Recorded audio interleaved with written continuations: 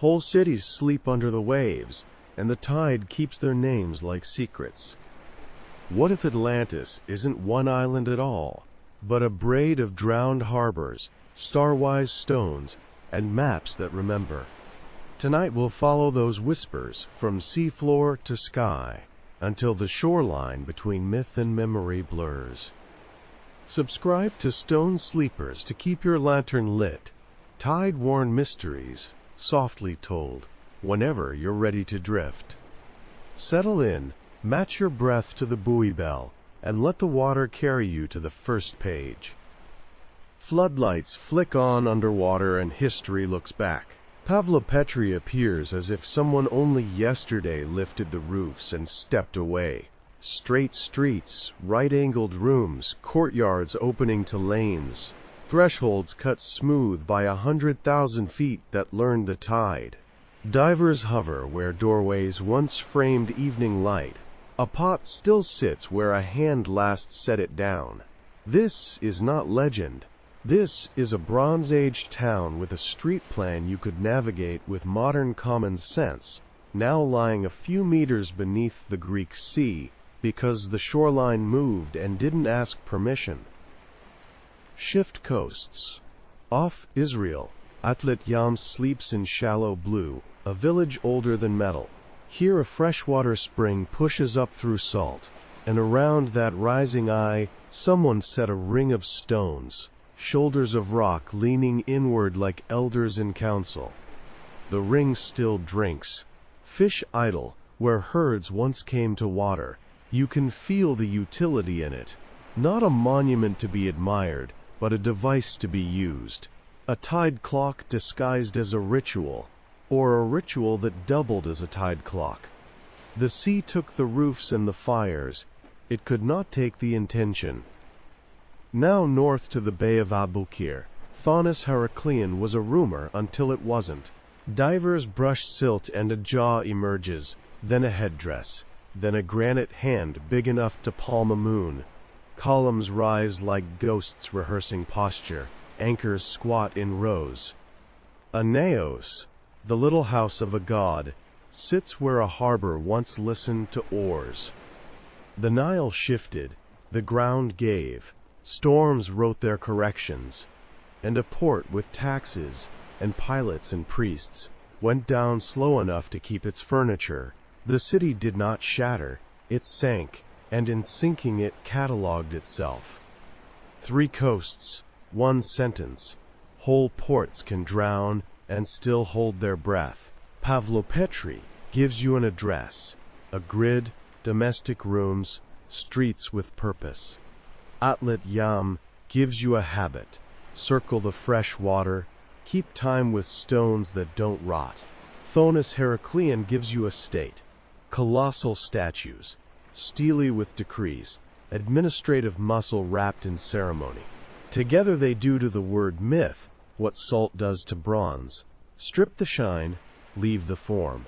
If a city can sleep under waves for millennia and wake intact enough to be read, what else is down there, filed, and waiting under silt? You hear the counter-arguments warming up on shore: erosion, subsidence, ordinary sea level rise, and they are right. They explain the mechanism. They do not cancel the effect. Drowned infrastructure that still points, measures, governs, prays. A pier is a sentence about direction. A bollard is a promise about return. A spring ring is a calendar with knees. Underwater, the practical becomes sacred by endurance. The camera pans, fast. A diver's lamp slides over a paved lane, and every stone says the same thing. We were used. A silt cloud blooms, then clears to the profile of a prow. A hand traces a mason's line that never expected to be read by fish. Cities do not vanish when seas rise. They translate. And, if you have patience, air in the tank, light on the line, you can read them. This is your cold open, ports that drowned and refused to die. a pattern of survival disguised as loss. Keep that in your lungs as we descend, not for a single capital with a perfect name, but for the many places that taught water how to remember. The ocean didn't stroll, it lunged. Twice, first around 600 years ago, then again near 500. Meltwater rushed off ice sheets, and the sea lifted like a stage trap door, snapping open under every shoreline at once. Villages that had learned the grammar of tide, fish racks, canoe slides, cooking stones arranged for wind, woke to find their beach missing, and their future shortened. Creeks became coves, coves became bays, bays forgot their own names and practiced being horizon. Numbers make it plainer. Over a few centuries, sea level climbed by many meters, enough that a person could grow old watching the surf touch a rock that their grandparents swore was a field. The coast advanced, like rumor, always ahead of verification. Every low shelf we now love for scuba, Saronic Gulf, Red Sea margins, Biscay's scalloped edge, was then a land of paths and hearths and boats pulled up high against a night that no longer stayed put. You can still see the panic written in the seafloor. Bathymetric maps sketch drowned rivers, their branches splayed like hands reaching offshore, pale canyons where fresh water once hurried through reeds and gossip. Those rivers did what rivers do when sea chases them. They widened into rias, slipped back into estuaries, invited salt to live among them. Peat beds lie out beyond today's surf zone, whole root mats, preserved under sand, as if the forest only stepped away for water and never returned. In a few places, upright stumps still stand in the intertidal like witnesses, their rings, counting a patience the ocean did not share. North, the country we call Doggerland, marsh, lake, river braid, lowered into memory until only a sandbank kept the old name. One bad day, the Storega slide sent a long, cold hand across it. The wave did not create the drowning, it signed it. South and east, the Sunda shelf let go. Coasts in Indonesia and the Gulf of Thailand scattered backward, while mangroves stepped forward to practice empire. On the far side, Bering's Bridge released its traffic and learned to be straight. People moved as coastlines moved, carrying seeds that forgive salt and stories that forgive time. Maps struggled. The best were conversations on vellum, coasts copied from someone's grandfather's voyage when the water was a different neighbor. A port that used to be 2 days inland turned into a harbor. Another that once had a deep roadstead found itself with sand in its throat. Cartographers did triage, drawing what could be drawn, letting old shorelines hang like ghosts in margins where future readers would mistake them for error, and, sometimes, be wrong about that. This is how myths gain muscle. Tell your child that the sea arrived and did not recede, and the child will tell theirs that a flood came because someone angered the sky. The physics is different. The feeling is the same. In the eastern Mediterranean, a volcano's bright argument added punctuation. Elsewhere, the thaw alone rewrote calendars. Wherever it happened, the curriculum was consistent.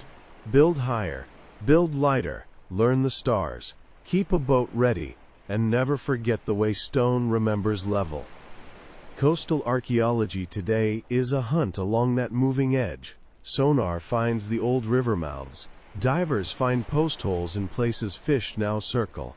The continental shelf is not emptiness, it is archive. When the ocean jumped, it did not erase, it translated. Shoreside lives became shoals. Maps became rumors. Rumors became instructions. If you listen to the drowned lines long enough, they sound less like catastrophe and more like a syllabus for surviving it. Measure, move, memorize, return. A Greek statesman goes looking for older time. Solon, lawgiver, traveler, steps into the cool of the temple at Sais, where the priests of Neith keep annals longer than Greek poetry can hold. He brings questions the way a sailor brings wine, and the old men bring out a correction. You Greeks are always children, no old stories. Then they hand him one, cities before the last fire and flood, a sea beyond the straits, a power that grew rich in rings. Plato picks up this thread like a runner in a relay. In Timaeus and Critias, he sets the stage by lamplight. Critias says his grandfather had it from Dropides, who had it from Solon, who had it from the Egyptian priests. 4 hands, one story. Maybe it is a parable dressed as news. Maybe it is news that survived by pretending to be a parable. Either way, it keeps its flame. The shape is simple and strange. Concentric circles of land and sea, a capital moated by geometry. A canal cuts to the ocean. Harbors receive the waking of 1,000 prows. At the center, a hill, a house for Poseidon and a woman named Cleito, then a temple laid in metals. The text calls by old names, gold, silver, and the fire-bright orichalcum. Bulls are led into a court. The kings meet, not to feast, but to renew their limits. The law is not a speech, it is a pillar, inscribed, binding, to be read aloud. No king shall raise war without the consent of the 10. It sounds like myth and minutes at the same time. There are measures. The plain is gridded by canals. Walls shine, one cased in metal after another, as if the city understood theater as a civic duty. Outside the rings, a vast, level field. Beyond it, mountains generous with metals and springs. The fleet is counted not as ships alone, but as organization, docks, magazines, roads, straight as intentions. The text keeps returning to order, as if wealth is interesting but procedure is sacred. Then comes a switch in the current, virtue to appetite. The guardians harden into owners. The rings make a mirror the kings admire too long. The gods, whose job in philosophy is to say what happens when measure fails, hold court. Zeus speaks. The scene cuts. In a, quote, single day and night of misfortune, the island disappears under the sea, and the channel to ocean turns to mud. Athens, in this telling, shines as the city that remembered restraint when someone else forgot. The point is clear, even if the past is not. Law is ballast. Hubris is a leak. Scholars argue the numerals, 9,000 years, beyond the pillars, and whether Libya and Asia means what it means now. You don't have to referee. What matters for this hour is how the story behaves. It keeps showing up where maps have questions and coasts have old scars. Concentric harbors? We see them in other ages. Cities undone by water? We swim through their streets. Laws read from pillars? We find their cousins on every shore where memory chose stone. Plato's relay, then, is not a treasure map. It's a lantern. It throws light on features you might otherwise pass in the dark. Rings, harbors, law. A city that measured itself before the sea did. Whether parable or memory, it refuses to go out. You carry it forward the way Solon carried a priest's correction, not as proof, but as a way to see. The island did not crack so much as inhale and turn itself inside out. Thera, Santorini today, tore open along its seams, a crescent learning how to be a ring, the sea rushing where a mountain used to keep its patience. First, the trembling that teaches shelves to lean, then the long, hollow thunder from underfoot, then the white column, ash and steam, rising so high it invented another weather. Pumice skittered across the water like a million pale beetles. The sun went copper. The horizon forgot how to be straight. On the south shore at Akrotiri, rooms paused, mid-gesture. A jug waited to be lifted, and was not. Loom weights lined a wall like punctuation no one got to finish. Staircases stepped into ash that would later masquerade as stone. Painted swallows still turned on plaster winds. Lilies still opened in gardens that became rooms. A flotilla fresco held its quiet crew. Oars up, flags soft. Defenders of a harbor that would soon be only shape. No bodies in the streets. An earthquake swarm had taught evacuation, and many learned quickly. What the ash preserved was not death, but interruption. The sea wrote its own entry. Waves went out as if summoned, then came back thick-handed, gathering up harbors on their way. Along Cycladic coves in northern Crete, beaches broke, wharves failed. Boats met each other without introductions and lost. Fish were thrown into orchards. Salt walked inland and did not apologize. In the following days, pumice rafts drifted like false land, choking channels, turning clear water into a field of moving stone. Trade, which is breath for an island civilization, found its throat full. The air changed the math. Ash dimmed sunlight enough to make harvests guess wrong. Olives sulked. Vines forgot their manners. Barley turned its face toward a sky that wouldn't answer. For a season, maybe two, the calendar stuttered. It doesn't take fire to end a world. Mistimed rain is ambitious enough. Palaces, Knossos, Phaistos, Malia, were network and nerve. Organizers of storage and routes, calendars and cult, the choreography of exchange. The shock did not need to be total. It needed to be complicated. Knots unravel faster than ropes. Messages went missing. A ship sent with word about a safe channel arrived at a coast that had moved since the message left. Another returned to a port rewritten by silt and wave, its markers blinded by rafts of stone. Scribes pressed tablets that would harden without being fired, because the kiln, too, had an errand. Priests who measured first fruits brought ash instead.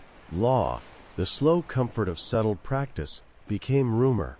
What had taken a long century to braid, sea lanes, mutual debts, the craft confidence of shipwrights and potters, could fray in a season if the loom broke. Farah is not Atlantis. It doesn't need to be.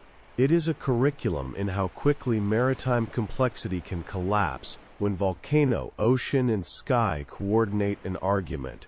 One island's crater becomes every island's question. What do you do when your compass points to a harbor that is now a wall?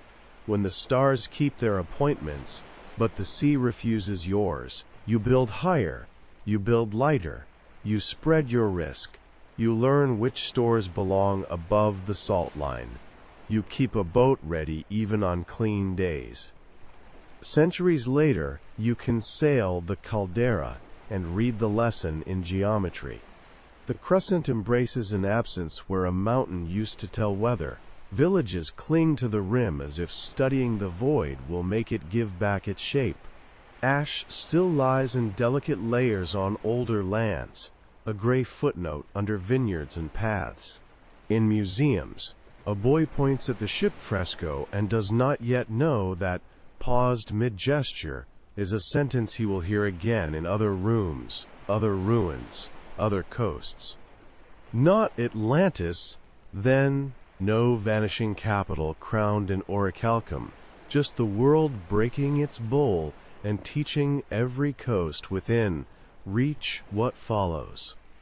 Trade routes redraw, voices relocate, myths get promoted to memory because they are better at crossing water than ledgers are. The eruption does not kill the Mediterranean, it changes its address book. And if you listen closely, you can hear Beneath the ash and the pumice and the dimmed sun, the quiet refrain the sea always sings after correction. Begin again, but higher. The sea keeps ledgers in hardware. You don't need myths to find a port. You need pier stones, bollards with rope-burnished shoulders, anchors asleep where a wind once made them bite. Abukir Bay proves it every season. Divers brush the silt, and a harbor wakes in pieces that only ever meant to be useful. A granite naos with door grooves polished by offerings. A tax decree carved for scribes who hated ambiguity. Mooring rings sunk where a quay met the daily argument of tide and hull. Statues surface because power likes to be tall, but it's the low things, the quay faces, the dock steps, the rows of anchors, that confess how a city breathed. Follow the right angle of tool marks, and you can walk the waterfront without air. The Nile shifted, the ground sighed. Storms practiced handwriting. Thonis-Heracleion went under in slow motion, filing itself by function on the way down. Here a customs post, threshold worn in a curve that fits 1,000 sandals. There a slipway, grooved for keels, pointing at a channel that is now a color, not a lane. Lead anchor stalks lie like commas along a sentence of stone. 3-holed limestone anchors keep their quiet ovals, ghosted by rope. You read a plan, not a rumor. Cross to the Peloponnese, and the grid at Pavlopetri takes your hand. Streets run where they were told, alleys keep proportion, courtyards breathe. But step down to the waterline, and the domestic quietly turns maritime. Low platforms meet the ancient shore in a rhythm too regular to be accident. Quays for boats shallow enough to beach, deep enough to matter. Bedrock is cut for tie-offs. Mooring stones sit exactly where a sailor would want them, if his day were short and the wind contrary. Amphora shards don't tell stories. They admit traffic. The city's logic doesn't end at the last house. It continues into the surf as infrastructure that never asked to be romantic. Shallower water, older time. Atlit-Yam. A freshwater spring rises through the salt like a promise, and someone ringed it with tall stones that still lean in to listen. Herds drank, people watched, the level told the season. A village calibrated itself to a well that also kept the sea honest. Nearby, postholes and the stumps of walls stand where fish now turn. It's not a key, but it's quay's cousin. A negotiation between settlement and water you can measure with a fingertip. A half-buried stone anchor, bored clean, sits like a fossilized decision. Here we held our place. Underwater the practical becomes permanent, because the sea, for all its appetite, is a careful archivist. Silt drifts, settles, and signs. Wood vanishes, but the negative space it leaves, mortises, sockets, grooves, keeps the blueprint legible. Piers are paragraphs about direction. Bollards are small oaths about return. Anchors are the punctuation a storm can't argue with. When cities drown, the grand things testify to theology and power, but the low things, steps, rings, grooves, testify to schedule, to labor, to mornings that began before light because a cargo had to catch a wind. Stand on any present-day promenade and feel how often we've rebuilt on top of all this, walking above harbors that went quiet without ceasing to exist. Ports are stubborn. They persist as contours when masonry fails. The sea reminds you that infrastructure is memory in stone, and that memory, when soaked long enough, becomes archive. Abukir's statues raise their calm faces. Pavlopetri's grid keeps its right angles. Atlit-Yam's ring still drinks. Ordinary kit, turn to evidence. We think we search for lost cities. More often, we're reading the margins of their manuals. The story comes as stories like to arrive on the plateau, soft-footed, certain of its route, content to be told again. You hear it first in the hush under the lion's chest, then in the narrow shade between the paws where wind collects and rests. A prince rides out from the river with a small convoy, the day already warm enough to thin thought. He hunts because that is what princes do when the court grows heavy and the tutors have said enough names. The animals keep their own counsel. The heat writes its long, unblinking sentence. The prince wearies of both. The shadow beneath the great stone head offers what all shadows offer at noon, relief without instruction. He dismounts and leaves the reins to a boy. He pulls free the gold from his collar and the dust from his sandals, and lies down where the sand is no longer moving. The paws rise like walls on either side, a shelter big enough for an oath. The face above him is not a face so much as a direction. It does not argue. It waits.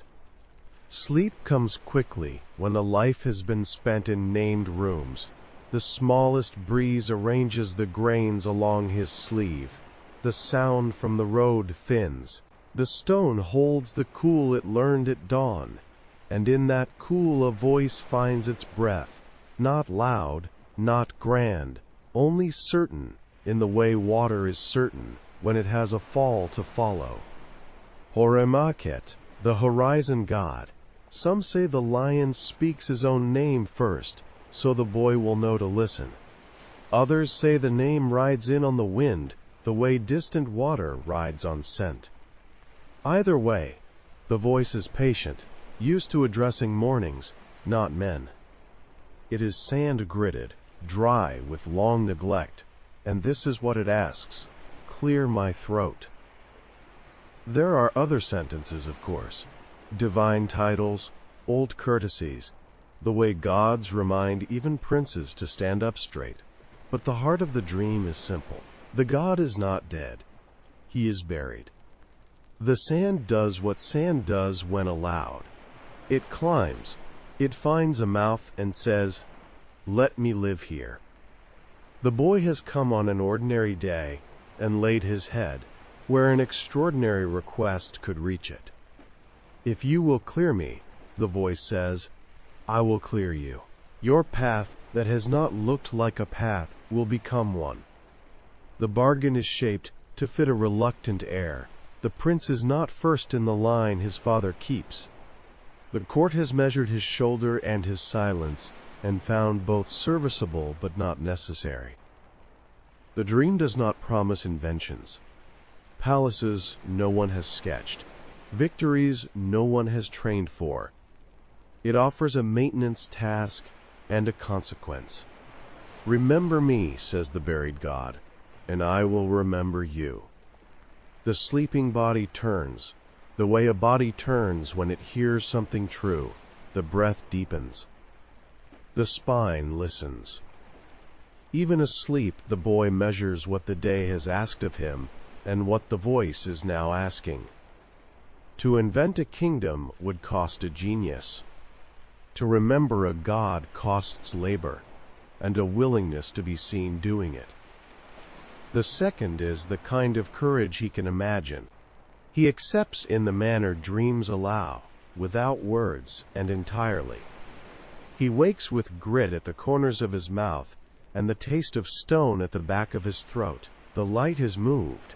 The shadow has edged away. The boy with the reins smiles the polite smile of someone who has learned to stand in shade when he can.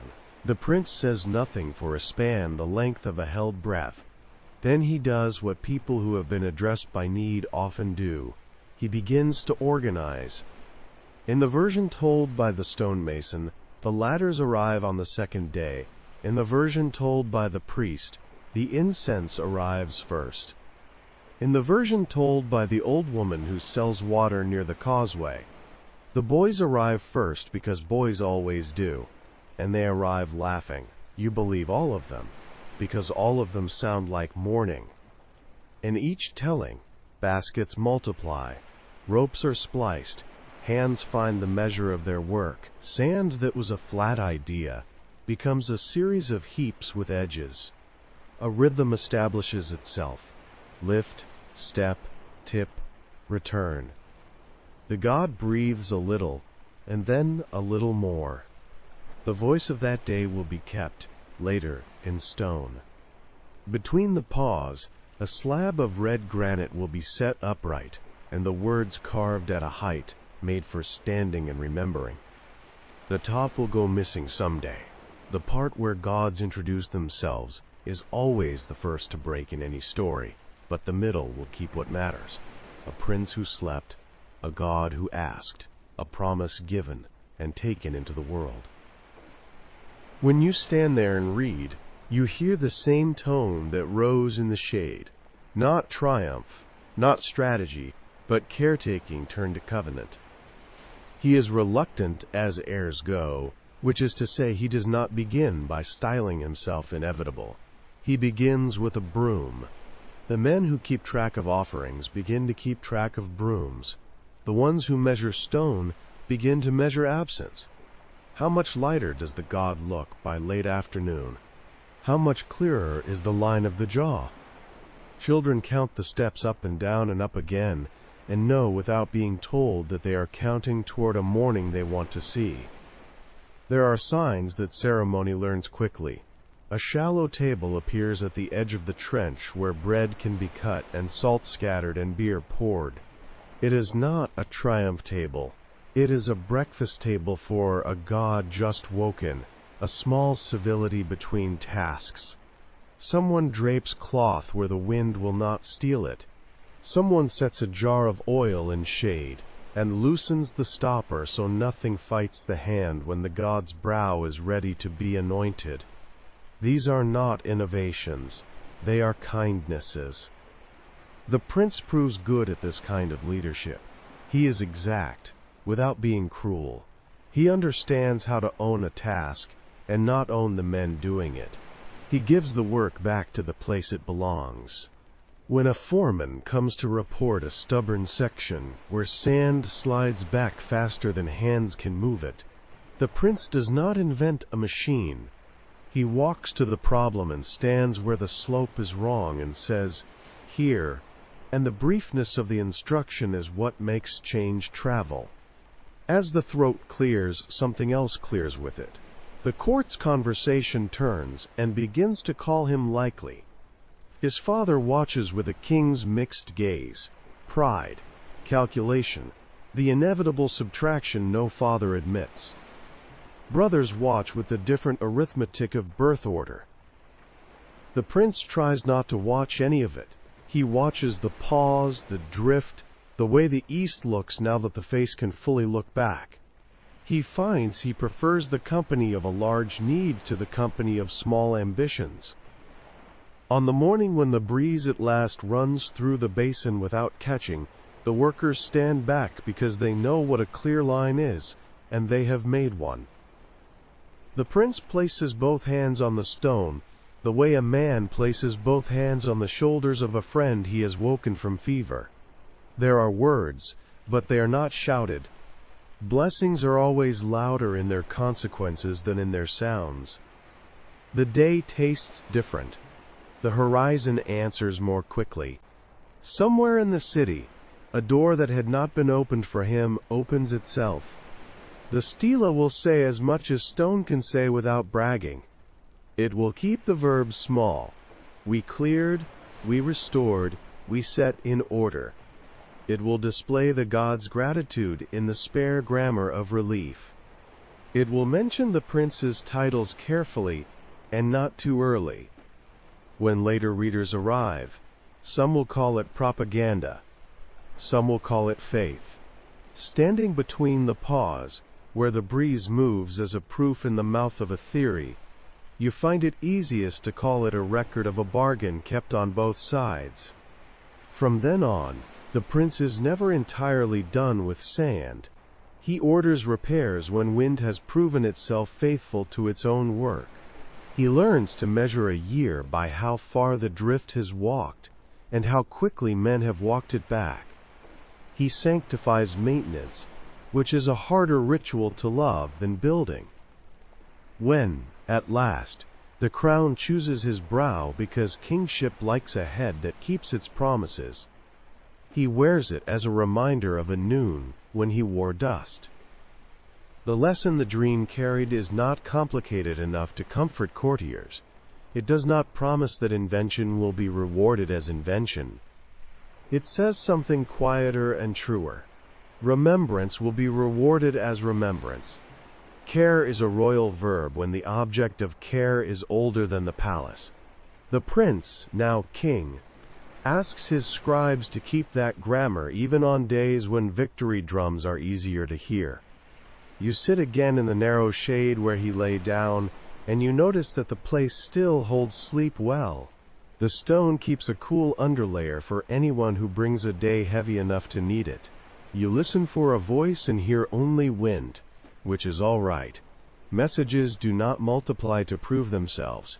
The gift of the dream is ongoing. Each morning the god's throat is cleared. The promise is renewed. I will face the light if you will give me air. You can help with that. You do not need a crown to carry a broom.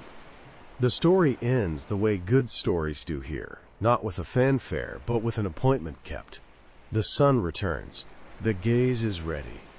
A man who had not expected to rise rises, because he was asked to remember and did. The stone, undecorated by boast, records the exchange in verbs any household knows. You breathe, and the place breathes with you, and the old truth arranges itself where you can reach it. Some thrones are set on foundations that were already waiting. Some crowns are earned by letting older things breathe again.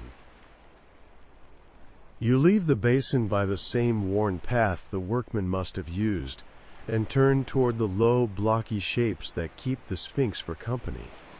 The air changes again. The openness of the trench gives way to a closeness made by walls that know how to make shade.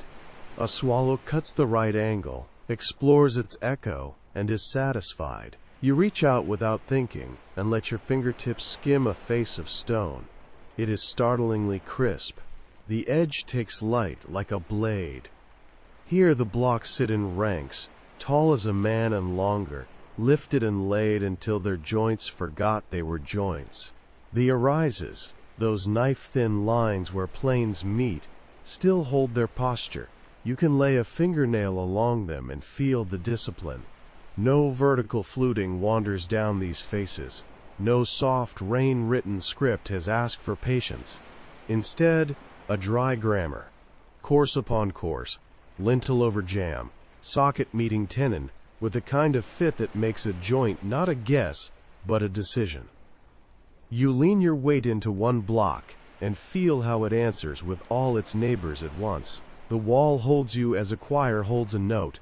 In the pale stone you can still read the sea, faint ghosts of shells, a ripple here and there like a wavelet frozen mid-breath.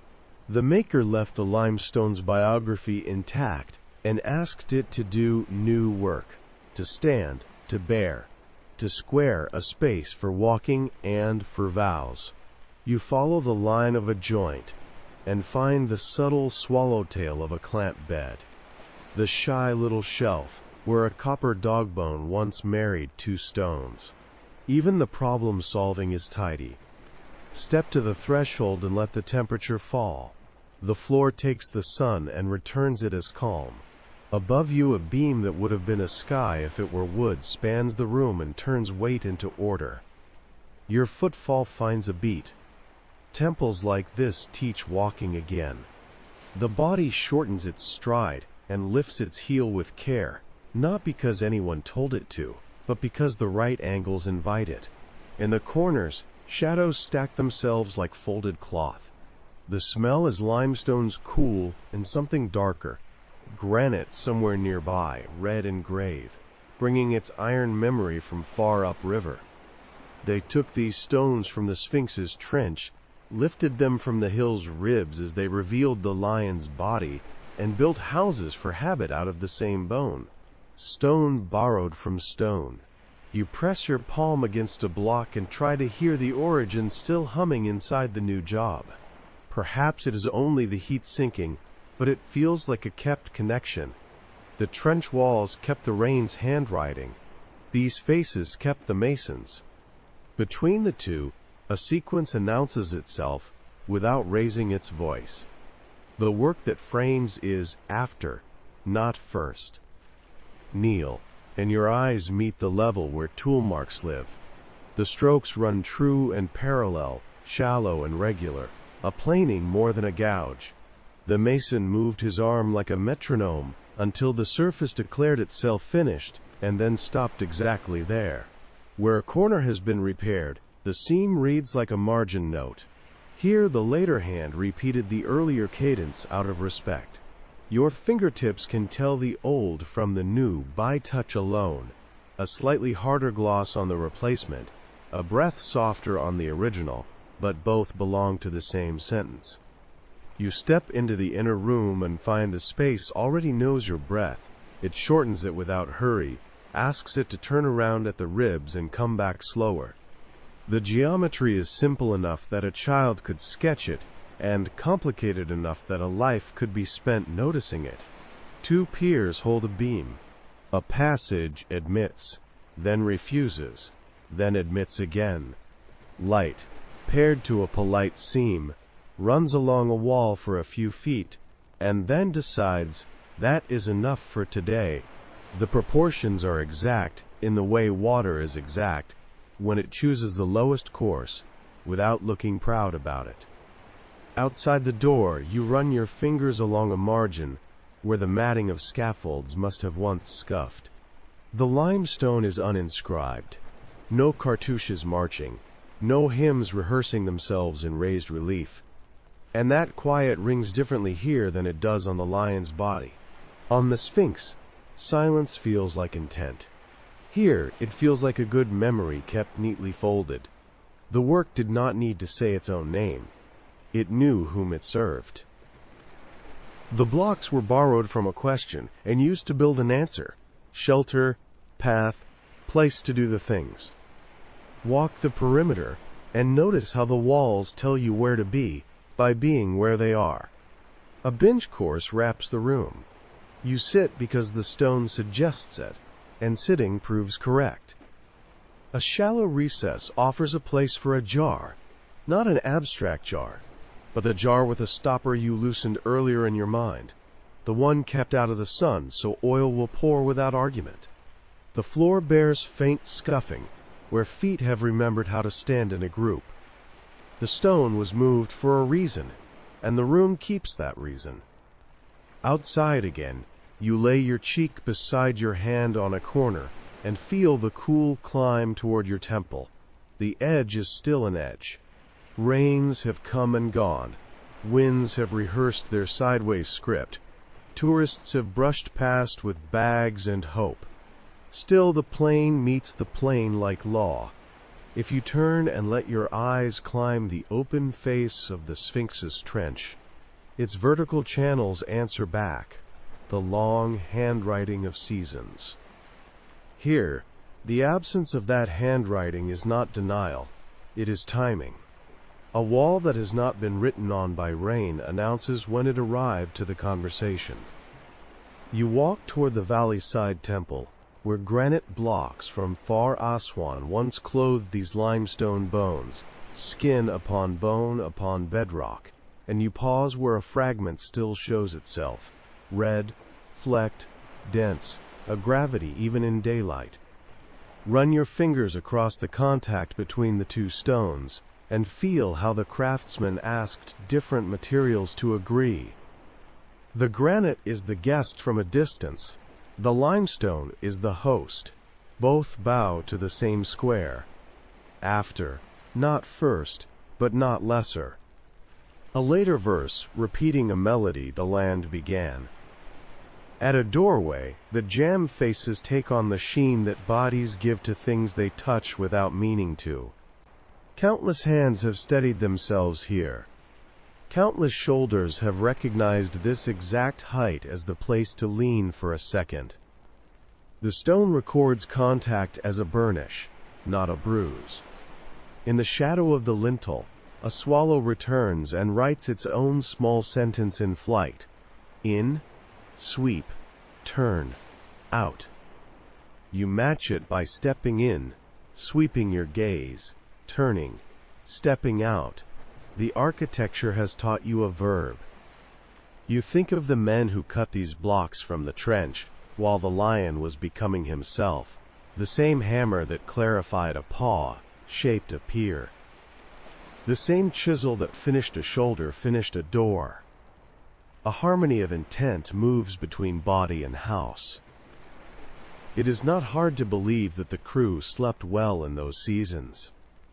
Few jobs let a person lift away what hides and, with the same effort, lift up what will shelter. At one corner a crack has learned to be harmless. It climbs diagonally, and then, meeting a joint, follows it politely until it disappears. The wall has chosen not to make drama. That choice belongs to buildings that trust their mass. You lay your palm flat and thank it for its discretion. Not every ancient thing needs to perform age. Some can simply continue. The sun moves and the edges change their minds about light. Where a moment ago the arras was bright as a blade, now it breathes instead. A line turned to breath, and the plain beyond it takes on the work of being sure. You follow that certainty to the end of the wall, and find the corner meeting another corner with the same refusal of fuss. The simplicity is not simple. It is an achievement kept so long it has become a manner. From here, glance back to the basin. The contrast is a lesson easier than language. Down there, the hill shows how time writes when given water. Up here, the temples show how time is invited to behave when given a square. Both truths can coexist on the same afternoon without argument. One whispers, older. The other answers, after. The exchange is comfortable. You feel yourself relax into it. Before you leave, you press a knuckle lightly into a block and imagine the moment it left the trench. Levers under, voices counting, the stone rising with a patience that makes men better for matching it. You imagine the same block set into its new address, its neighbors closing around it like family at a doorway. Stone borrowed from stone, a chapter torn from a book to become the first page of another book, both stories still legible. You return to the light and let the temple release you the way good rooms do, without keeping anything it shouldn't. The Sphinx breathes its quiet across the open. The trench holds its soft handwriting. The temple keeps its sharp faces and the simple pride of work that admits sequence without jealousy. You run your fingers one last time along an edge you could cut your thought on and think, afterward can be faithful too. Then you go, carrying the gentle certainty that not all greatness is firstness. Some greatness is the grace of arriving next and making a place worthy of what came before. Begin with the hill as a hill. Before lions and legends, it was a shoulder of limestone lifting out of the plateau with the calm of anything that has taken its time. Wind ran its fingers across it. Brief rains traced it with the patience of years. The strata lay like pages pressed together, each layer a different sentence about seashells and silt, and the weight of what had come before. You stand in the quiet and picture the moment someone pointed and said, "Here." Not a decree so much as a recognition, the form already dreaming inside the rock, asking for a way to wake.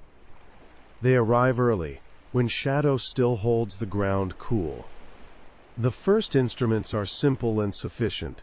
Stakes, cord, red ochre, plumb bob, level bowl, with its rim of water mirroring the thin blue morning. Lines are pulled taut and sung along, The old trick where two men pluck cord and measure by the note. A rectangle is argued with the earth. Corners are persuaded into rightness. On this grid, a creature will be coaxed from layered sleep. The foreman's hand moves like a sparrow through air, sketching in nothing the pause, the chest, the turn of the head toward dawn. It isn't magic. It is a plan.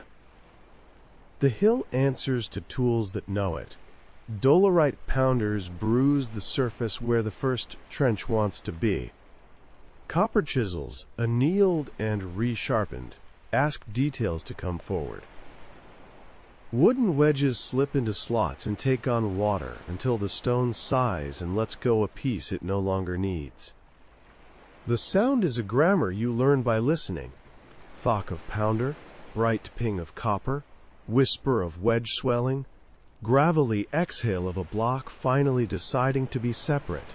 Dust lifts and hangs, then drops like a curtain calling for the next act. They do not fight the rock, they read it. Bedding planes run like lines in a palm, telling where to insist and where to agree.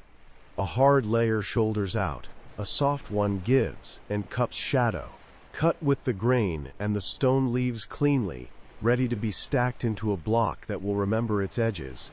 Cut against it and the stone sulks, breaks wild, makes extra work. The best hands learn to hear the difference with the hammer still at their side. A good day is when the hill and the men keep the same tempo. Picture the trench opening by steps.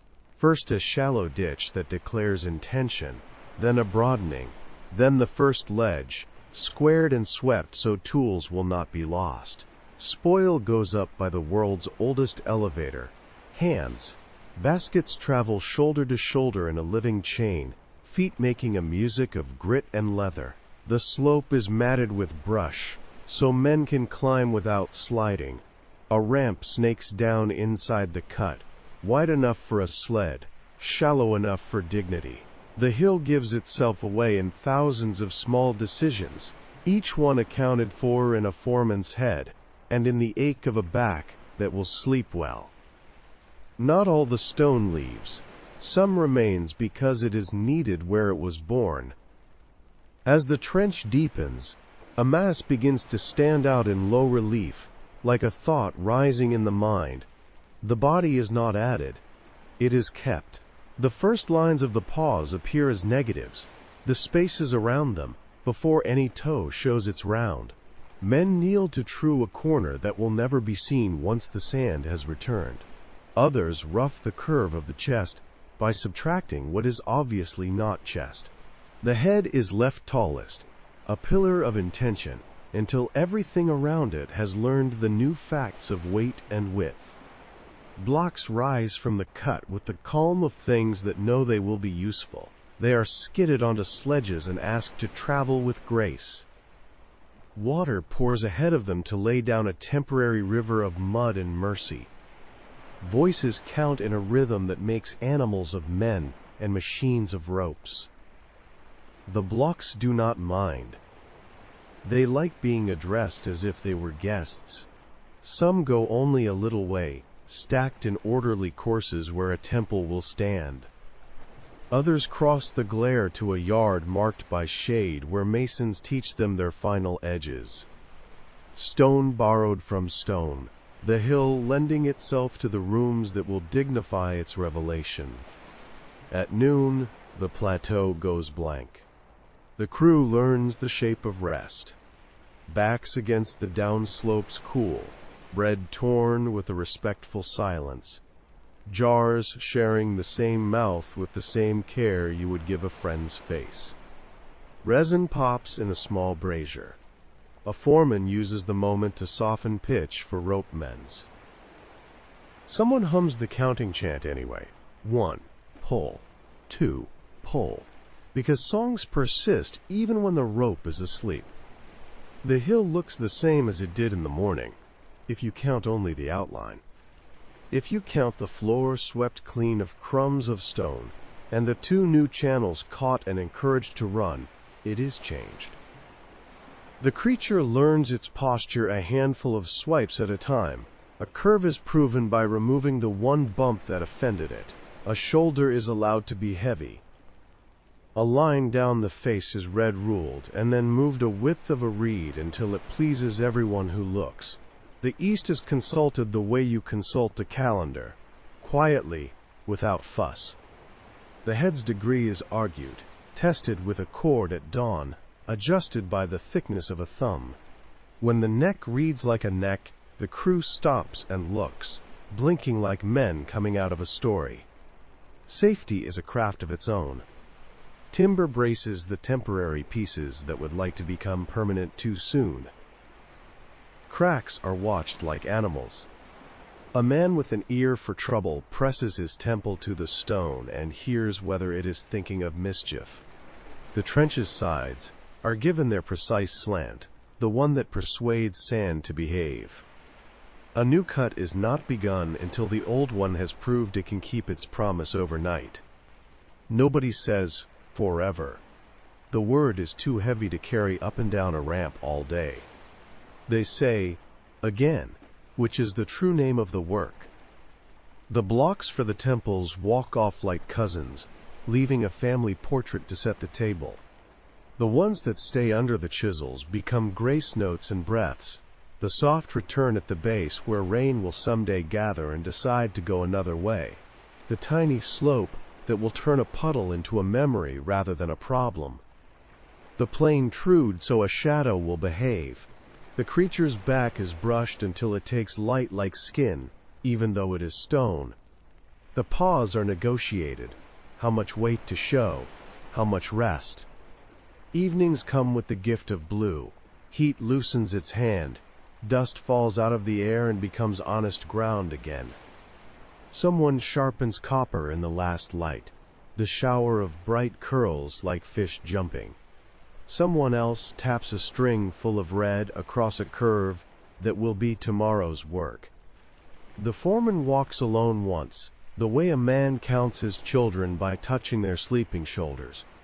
He knows the hill's new name before anyone says it aloud. The day arrives when the head is allowed to be the head. The pillar thins and becomes a neck. The neck takes the tilt it has been promising, and the first true gaze is aimed where morning lives. The crew sees it before the priest does. They don't cheer. They put down their tools and breathe out, because that is what you do when something that was bound has been unbound without breaking. In the silence that follows, even the flies seem to reconsider their tasks. What remains is the long labor of finishing, not ornament for ornament's sake, but the kind of care that prevents weather from making choices you would rather make yourself. Edges are introduced to the idea of rounding where rounding will be kind. Planes are asked to meet exactly where exactness will train light to behave. Channels are convinced to carry water where water will do the least harm and the most truth. The hill is not conquered. It is brought into conversation with the sky, and taught a few phrases it will use for centuries. When you picture it all, as dust and schedules and lunches, and the tug of rope in the hands of men whose names the stone does not keep, you feel a weight that is not sadness settle over your ribs. It is the respectable heaviness of effort, spent on something that will not know your name and does not need to. The lion did not leap from bedrock fully formed. It was invited. It was coaxed with understanding, with repeats, with listening. A creature did not so much arrive as continue. Night closes, as gently as a gate in a courtyard. The trench holds a little cool. The temples keep their squares. A draft creeps along the floor where the day's heat has gone to think. If you listen carefully, you can still hear the work, the chant diluted to a hum, the thok, and the ping receding to memory. The hill lies shaped, the creature awake, the plateau reorganized around a face that knows where the sun will be. Sleep takes the scene into itself and smooths it further. What remains when you drift is the simplest story. stone learning its next sentence, and 1,000 hands patient enough to help it speak. Before the first color arrives, the plateau is made of hush. You can hear your own coat breathe, the tiny scrapes of grit negotiating your sandals, a far dog attending to its agenda in a village that has not yet decided to be loud. The air holds that blue before blue. When night has loosened its grip but hasn't quite let go, you walk to the spot you chose yesterday by watching shadows, where the horizon dips a finger width between two low humps, and you stand still enough that the day will have to find you. The Sphinx has already chosen its place. It always has. The body keeps its long syllable of rest. The paws hold a forward patience. The head leans the precise degree that reads, "I'm listening." You follow the line from the eyes to the dark seam of the world and feel the tug of a promise older than names. No inscription needs to tell you what is about to happen. The face and the edge of the earth are in conversation, and the sentence they share is shorter than any prayer. Now. Equinox is the year's hinge. The day and the night cut equal, the scale pans even, the sky deciding without drama. The sunrise on these mornings is not a shout. It is a measured disclosure. The first thin blade appears where you expected it, exactly where the gaze has been waiting all year to greet it head-on, not a hair north or south. For a breath you feel the line that runs from your sternum out through that bright seam and back into the stone's eyes, a thread pulled tight by light. When the edge brightens, the Sphinx does not flinch. That is its whole art. It does not reach for the sun, it receives it. The first wash finds the brow, and what was shape turns purposeful. A narrow ribbon of gold lays itself along the top plane of the headcloth, lengthens to the ears, and pauses as if asking the day for permission to proceed. Then it drops, brow to cheek, cheek to muzzle, and the carved planes begin to teach the sunlight how to behave. The chest takes a broad, slow spill. The pause light last, as if time itself is descending a stair and knows better than to hurry. You watch how the stone turns the sun into a clock without carving any numbers.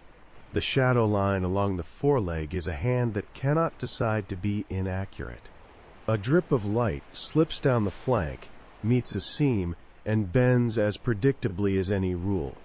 Each ledge in the enclosure draws its own fine horizon and then gives it away to the next. A little later, the narrow slot between paw and pedestal brightens and releases a dark wedge that everyone with a broom recognizes as the moment to begin. The place runs on these cues. It always has. Somewhere behind you, the river is learning its own color again, and boats are remembering their errands. That world exists, and you are glad for it, but here a different economy is kept. In old seasons, someone would have stood where you are with a bowl of water set to stillness and a chord set to true. The bowl is not here this morning. The chord is not plucked. The east is adequate as an instrument. Even if the stars had shuffled a step in their slow processional dance, even if names have changed and stories have traded gods for other gods, the sun's equinoctial habit, due east, due west, remains stubborn and useful. The stone knows the same truth a child with a stick knows. When light arrives straight, you can check your house against it. Equinox is a service day for memory. In the years when cults were busy and linen was starched into meaning, this morning would have held a small ceremony, the kind that appears only to mark continuities, not to advertise beginnings.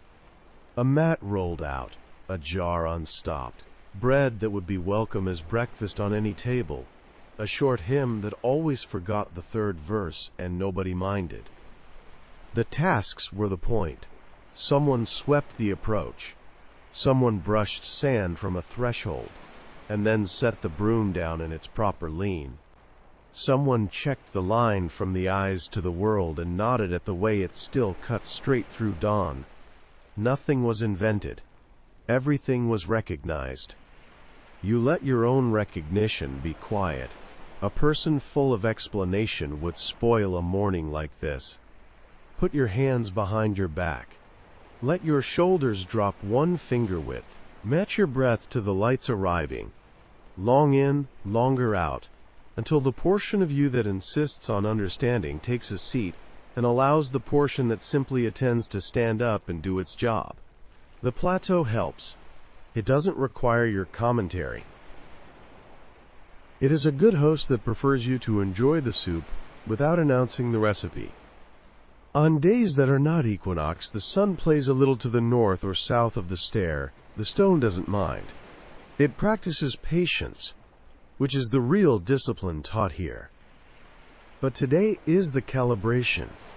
Today the gaze and the edge are coaxial, and the eye can feel it. The wordless click is not in your ear. It is in your bones. A rightness with no adjectives. A plumb line of light racked into its notch. To your left, a temple wall keeps its shadow like folded cloth, deciding moment by moment how much to give back. The crisp arises, cut their own sundial, without needing to know they've been hired. A bird crosses the trapezoid of sky above the enclosure and becomes, for 2 heartbeats, the only thing that moves. You mark that too, not because it matters to time, but because mornings are made generous by small extras. As the sun clears its first finger width, the plateau shrugs on a temperature, and the colors graduate out of theory. Sand takes a tone that remembers honey. Limestone wakes as a page meant for ink. The red granite that remains here and there, relics of an older skin laid over the bone, flashes iron at the exact angle that always gives you a sense of a smith's hand nearby. People begin to sound like people again, voices tested experimentally, footsteps turning from private to public. The spell does not break, it completes. The day has been started. The clock that does not tick is now, nevertheless, keeping perfect time. You consider all the calendars you know, scrolls with boxes, priestly rosters with feasts done up in careful ink, astronomical tables that can long divide an angle into arcseconds, and none of them could be more explicit than this gaze. The lion faces where the year balances. It is both act and advice. It says align. It says begin from true. It says remember the equal share of night and day, and take it into your work the way masons take the line in their hands before the first blow.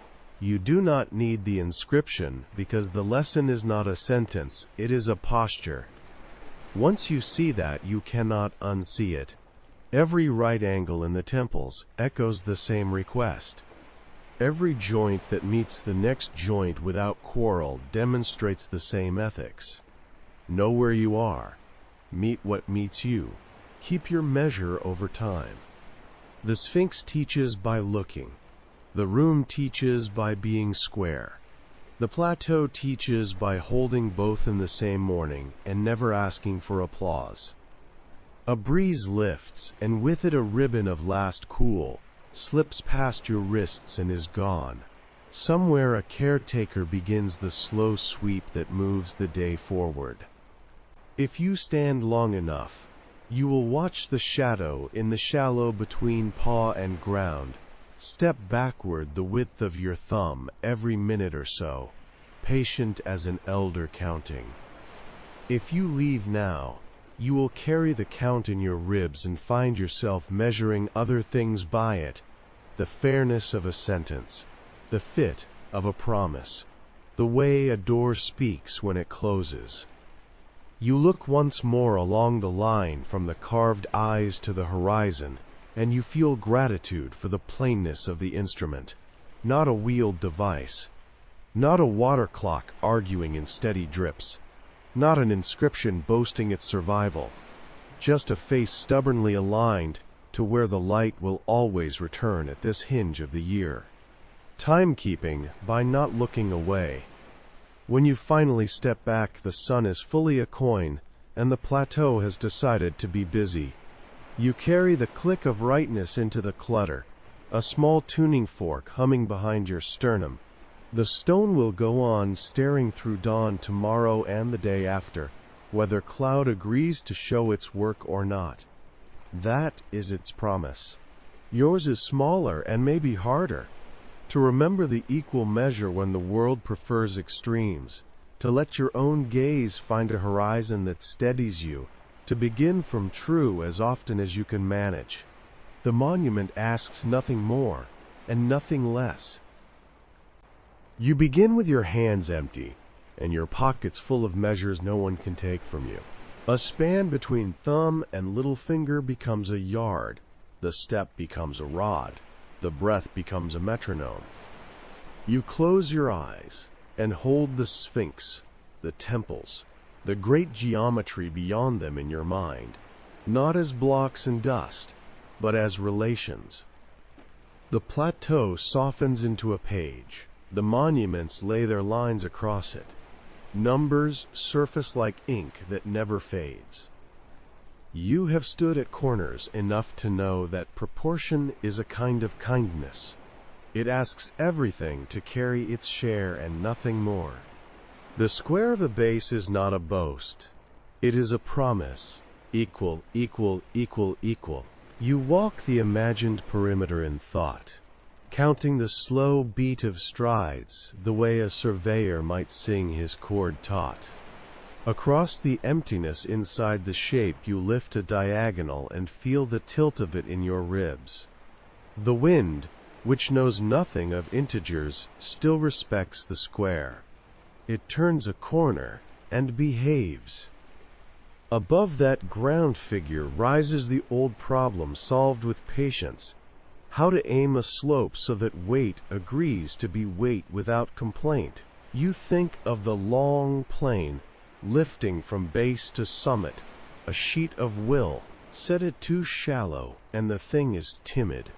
Too steep, and the stone will mutter, and then shout, and then fail. There is a middle that is not compromise, but character. Your body knows it before your mouth names it. 40-something degrees is a guess you wave away. The truth is not a number yet. It is the feel of a triangle whose bones have met and chosen friendship.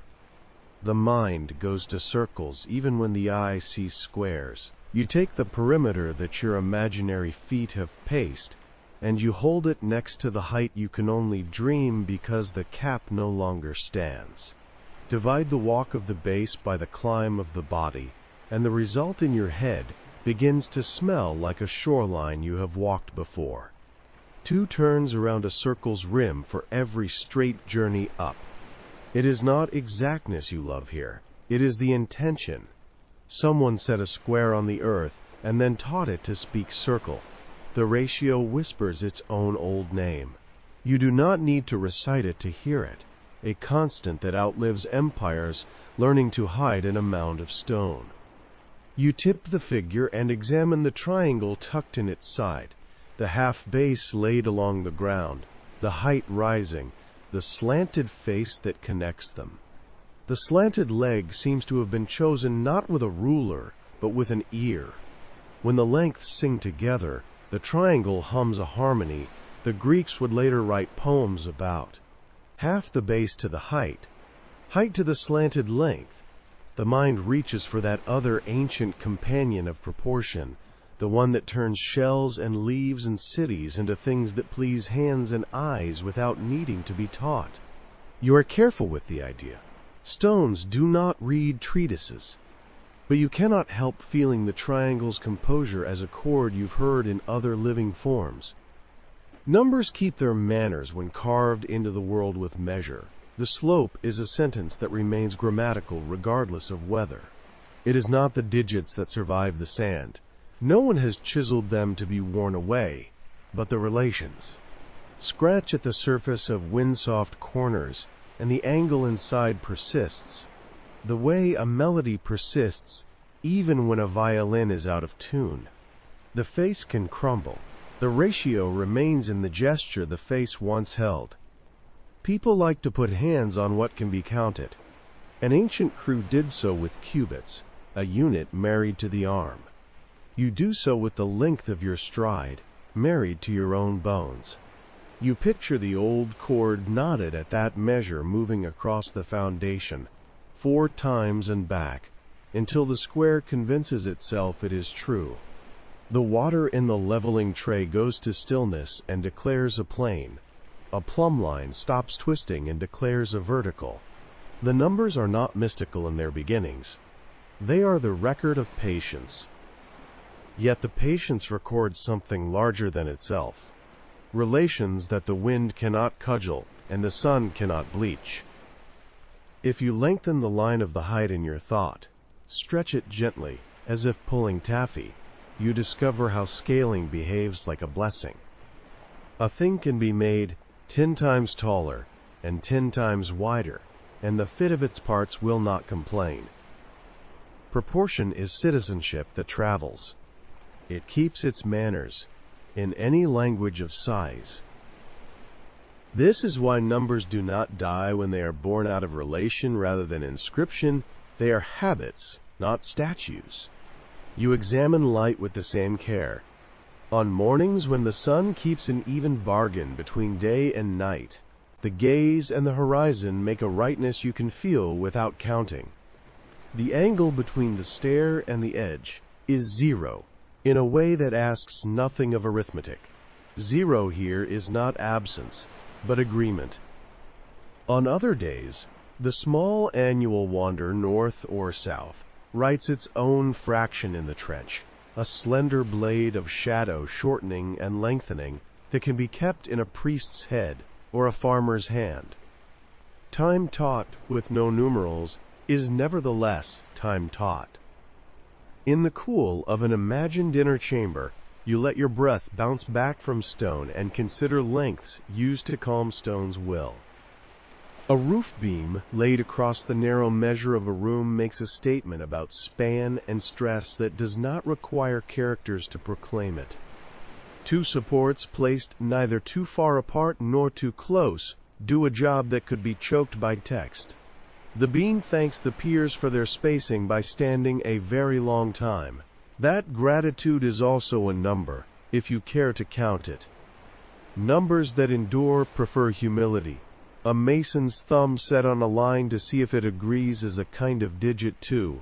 The thumb does not brag when it is right. It confirms and moves on. When the day's work is swept up, the ratios are still there in the things they guided. A child could sleep under them and receive the lesson by dawn light. This much to that much, over and over, in a lullaby that never uses words.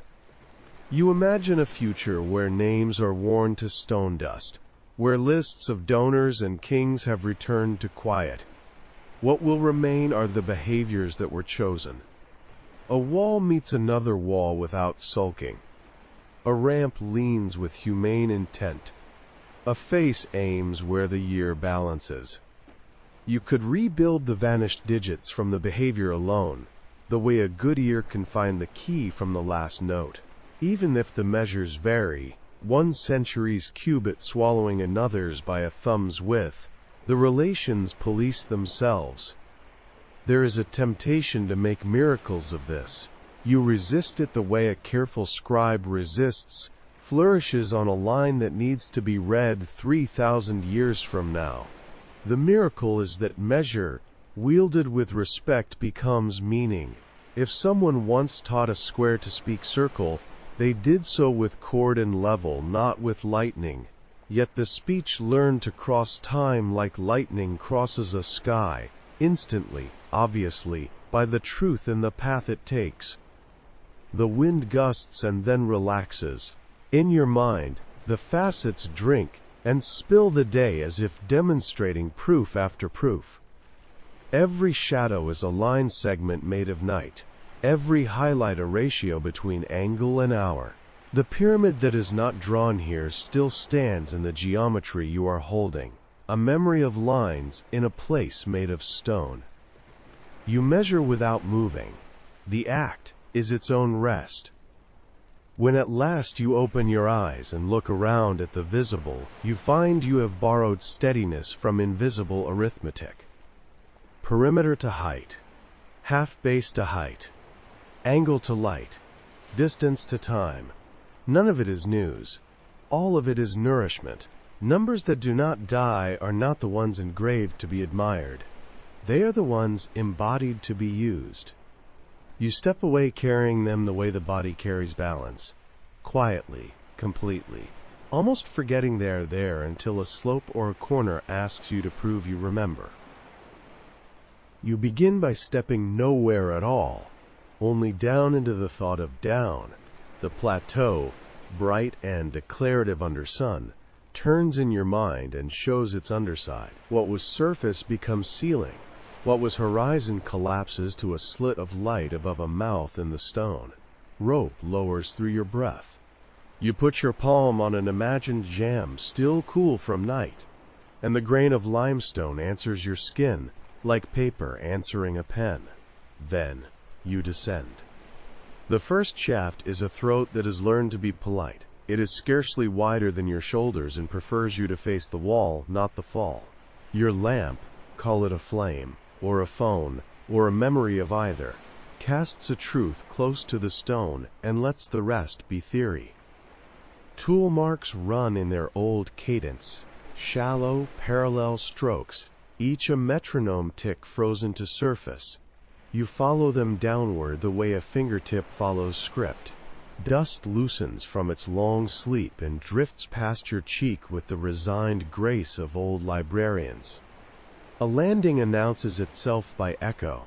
The sound that was all return learns to pause, to collect itself, to decide.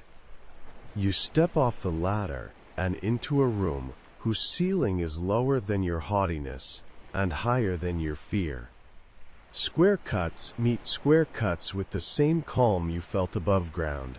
Here the right angle is more than geometry, it is reassurance. The room is not decorated. It is correct. From one wall, a passage leads away in the exact way a sentence leads away from a capital, sure of its grammar, even before it finds its verb. You are not alone, though no one is with you. Water keeps house in the lower air. You smell it, mineral, old, shy. Where the wall meets the floor, a dark ribbon runs, no wider than a thumb, the residue of a season when the stone remembered a river it once was. Your light finds a niche, then another, regular as breaths in a sleeping chest. The niches are not for drama, they are addresses in a district of purpose. A low plinth occupies the room's center, not a coffin and not a table. Something that refuses your categories and wins your respect for the refusal. It belongs by refusal alone. You move on, down again, then level, then down, and the plateau opens like a folded plan. Shafts behave like streets. Chambers come where crossings would. The sense of a city grows, but one built out of space rather than stone. A civic order drawn with absence. The corridors keep temperate. They remember how to help men work and keep them working. In each, the air slows your heart to a rate that allows numbers to settle in your ribs and stay. The length from pier to pier feels measured, even when your hand carries no cord. A beam overhead makes the sound of span and gratitude. The supports thank one another under your fingers with a hum as low as patience. You kneel. The floor tells longer stories than the walls. A thin crust of calcite, ice written in another language, hugs a corner where drips have made and remade a promise. Someone once swept here. The arc of that motion remains in the scumble of fine grit, a smile left behind by a broom. You touch the trace the way one touches a signature, 100 years after the hand is gone, not to claim ownership, only to affirm relation. The second city introduces you to its citizens, habits, measures, the usefulness of modest spans. Farther in, the ceiling lowers until you have to angle your head, a bow that is not quite voluntary and is, in any case, appropriate. The passage opens without warning into a chamber that receives sound as if it had been tuned for receiving. Whisper, and the whisper travels the perimeter like a polite guest greeting every corner. Speak, and your voice comes back softened, not scolded. You listen with skin as well as ears. The stone wants a certain tone from you, and out of respect you offer it. A room that instructs without words is a good teacher. A ladder's wood is damp where it meets the next level and grows darker the way bread grows dark under a flame. You expect cold and are greeted by something else, stillness with weight. The light asks less and learns more. Water gathers here in a rectangle, cut to a size that suggests intention. You hold your lamp over it and see a second chamber traveling upside down. Your face appears, changed by the company it's keeping. The water is not meant for drinking or bathing. It is meant for keeping. It keeps secrets. It keeps time. It keeps the lower city in a discipline of quiet that the world above will never master. You stand at the edge and let the idea of seasons move around your ankles. In flood years, this basin would have filled to its mark, kissing a line on the wall that is visible now as a pale color. In lean years, the basin would have kept only a sheet, mirror thin, ceremonial in its own right for how much sky it could admit. Either way, the room's proportions hold. The water does not argue with the geometry. It quotes it. Beyond, a door that is not quite a door closes an onward passage. It is cut from the rock itself, a slab held by the same patience that holds everything else. No inscription claims it. Two small protrusions, pins, pegs, the ends of some ancient idea, gleam with a stubborn dignity. You do not push. The lower city is generous with rooms and parsimonious with progress. It likes you to earn your map by waiting as much as by walking. Turn back and count steps. Your count becomes a poem before you realize it. Repeating lines, small variations, a refrain about the ceiling height you can feel instead of see. At a junction you mark the wall with your thumb's print and then find someone else's faint mark just beyond. You smile at the old coincidence of minds, the need to say I was here in a place designed to outlast all arrivals. The print will fade, the plan will not. In one long hall, the ceiling exposes what the hill is made of, as neatly as a page exposes its fibers when torn. Bands of harder and softer stone run like music staves over your head. Here the carvers went with the grain when they could, and coached it gently when they had to go across. You can see where a betting plane fooled a crew and made more work. The correction is humble and exact. A small stepped cut, a lost hour, a lesson kept. Above ground, you measured triangles with your breath. Below ground, you learn respect for layers. Sit. Extinguish your light. If fear rises, let it stand beside you and look around. The dark rearranges the city differently than light does. Ventilation announces itself because it must. You draft its course along your forearm. The passages you walked become a memory of temperature.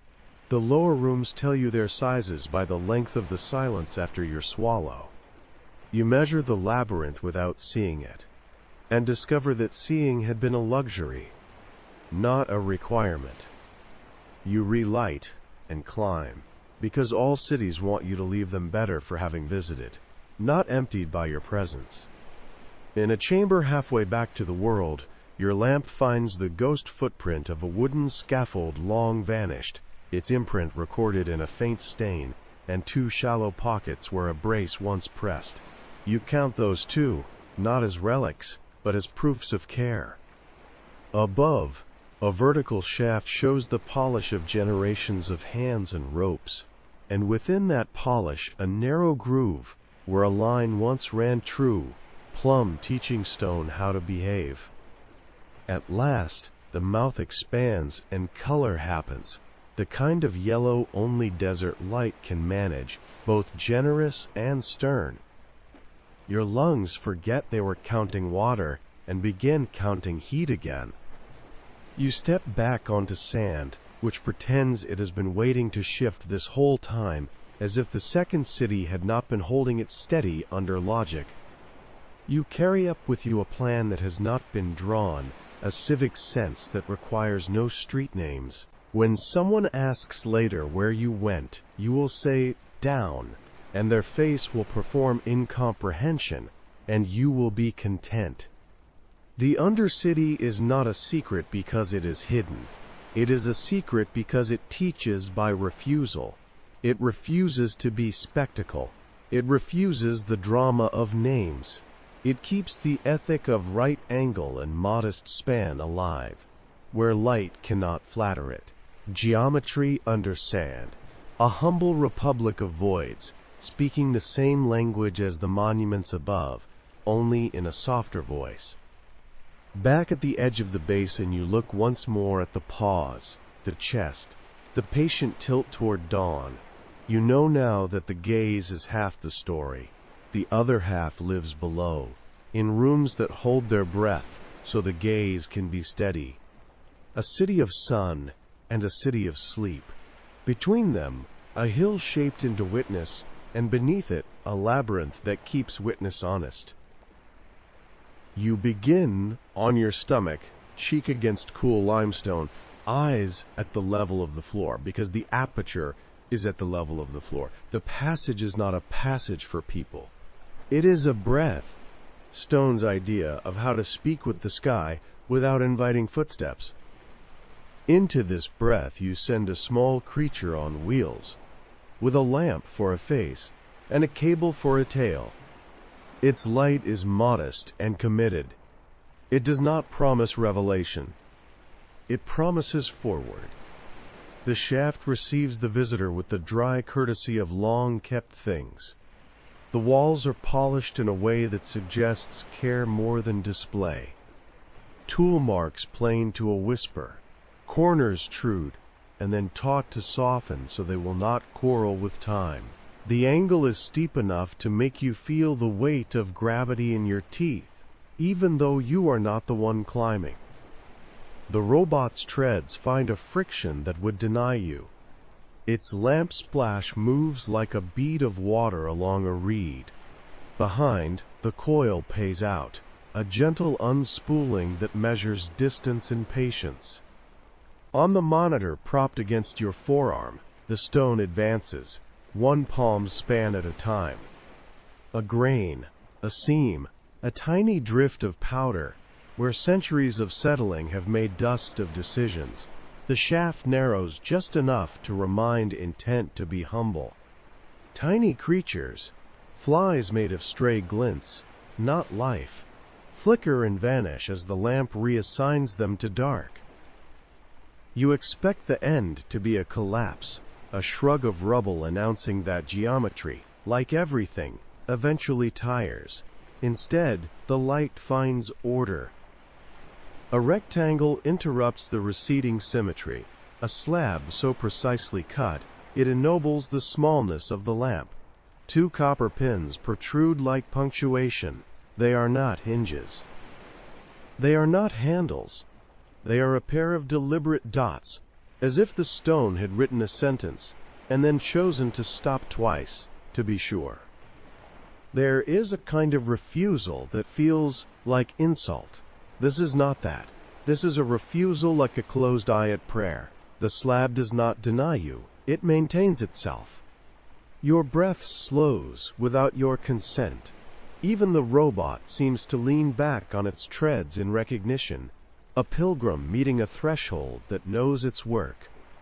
You measure the little room made by arrival, shaft, slab, the short forecourt where the lamp can set its pool of light. The copper has aged like seaweed turned to metal. Greens within browns within a patience you can smell. Hammer strokes long resolved into surface catch the glow and give it back in signatures too shy to read. On the monitor the frame holds still as if the image itself has bowed. Then comes the second device, an instrument of permission seeking, not of force.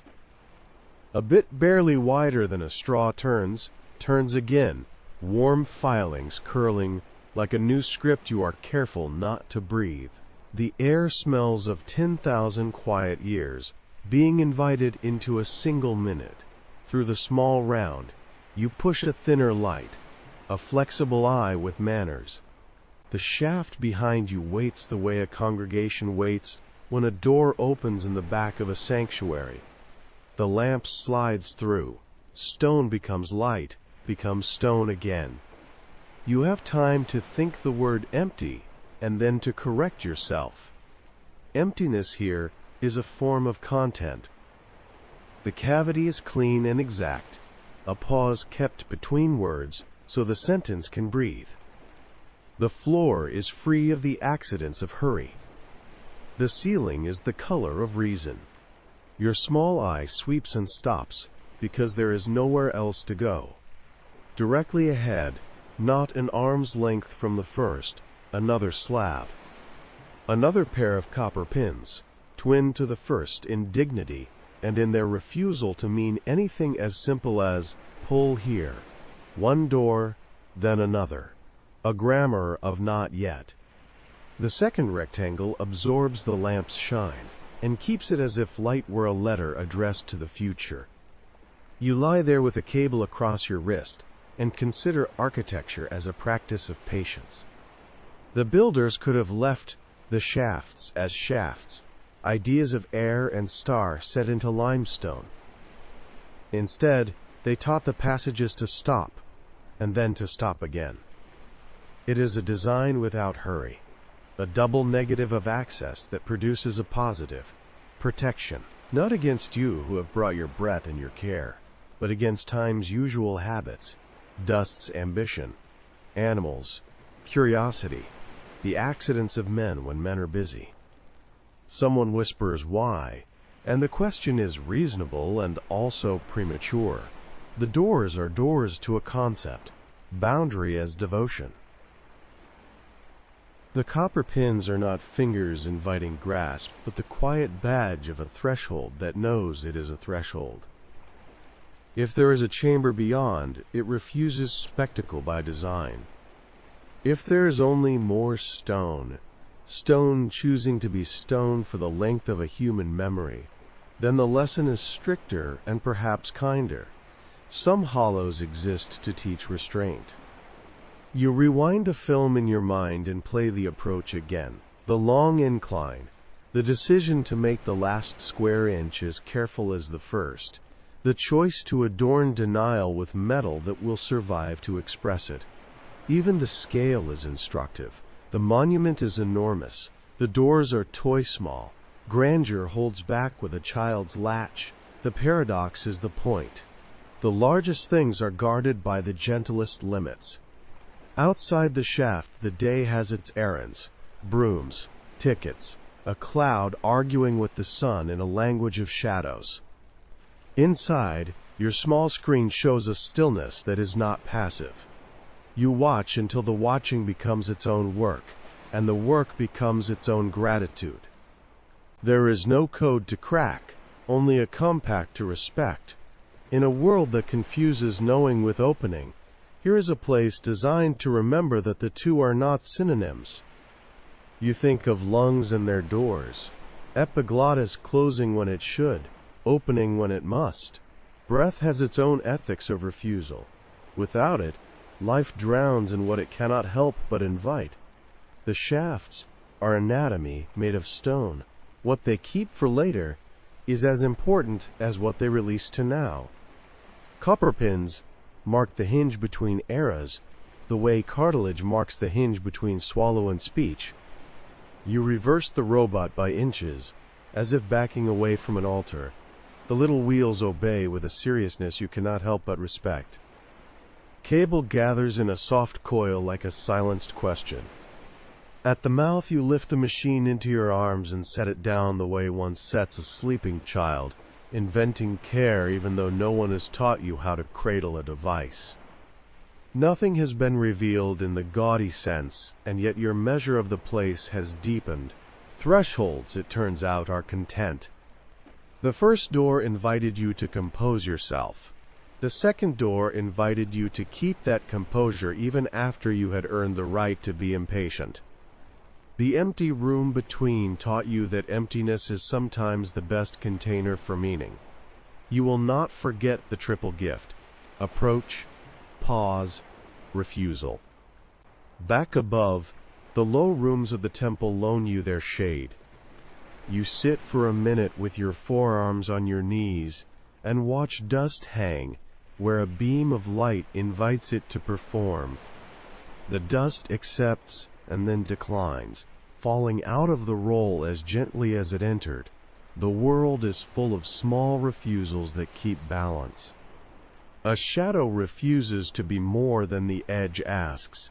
A seam refuses to pretend to be a curve. A keeper refuses to hurry the sweep. Your mind wanders to other sealed things. Letters kept for heirs. Jars buried with seeds that will not germinate until heat relents. Stories that refuse a last paragraph until the listener has earned an earlier chapter.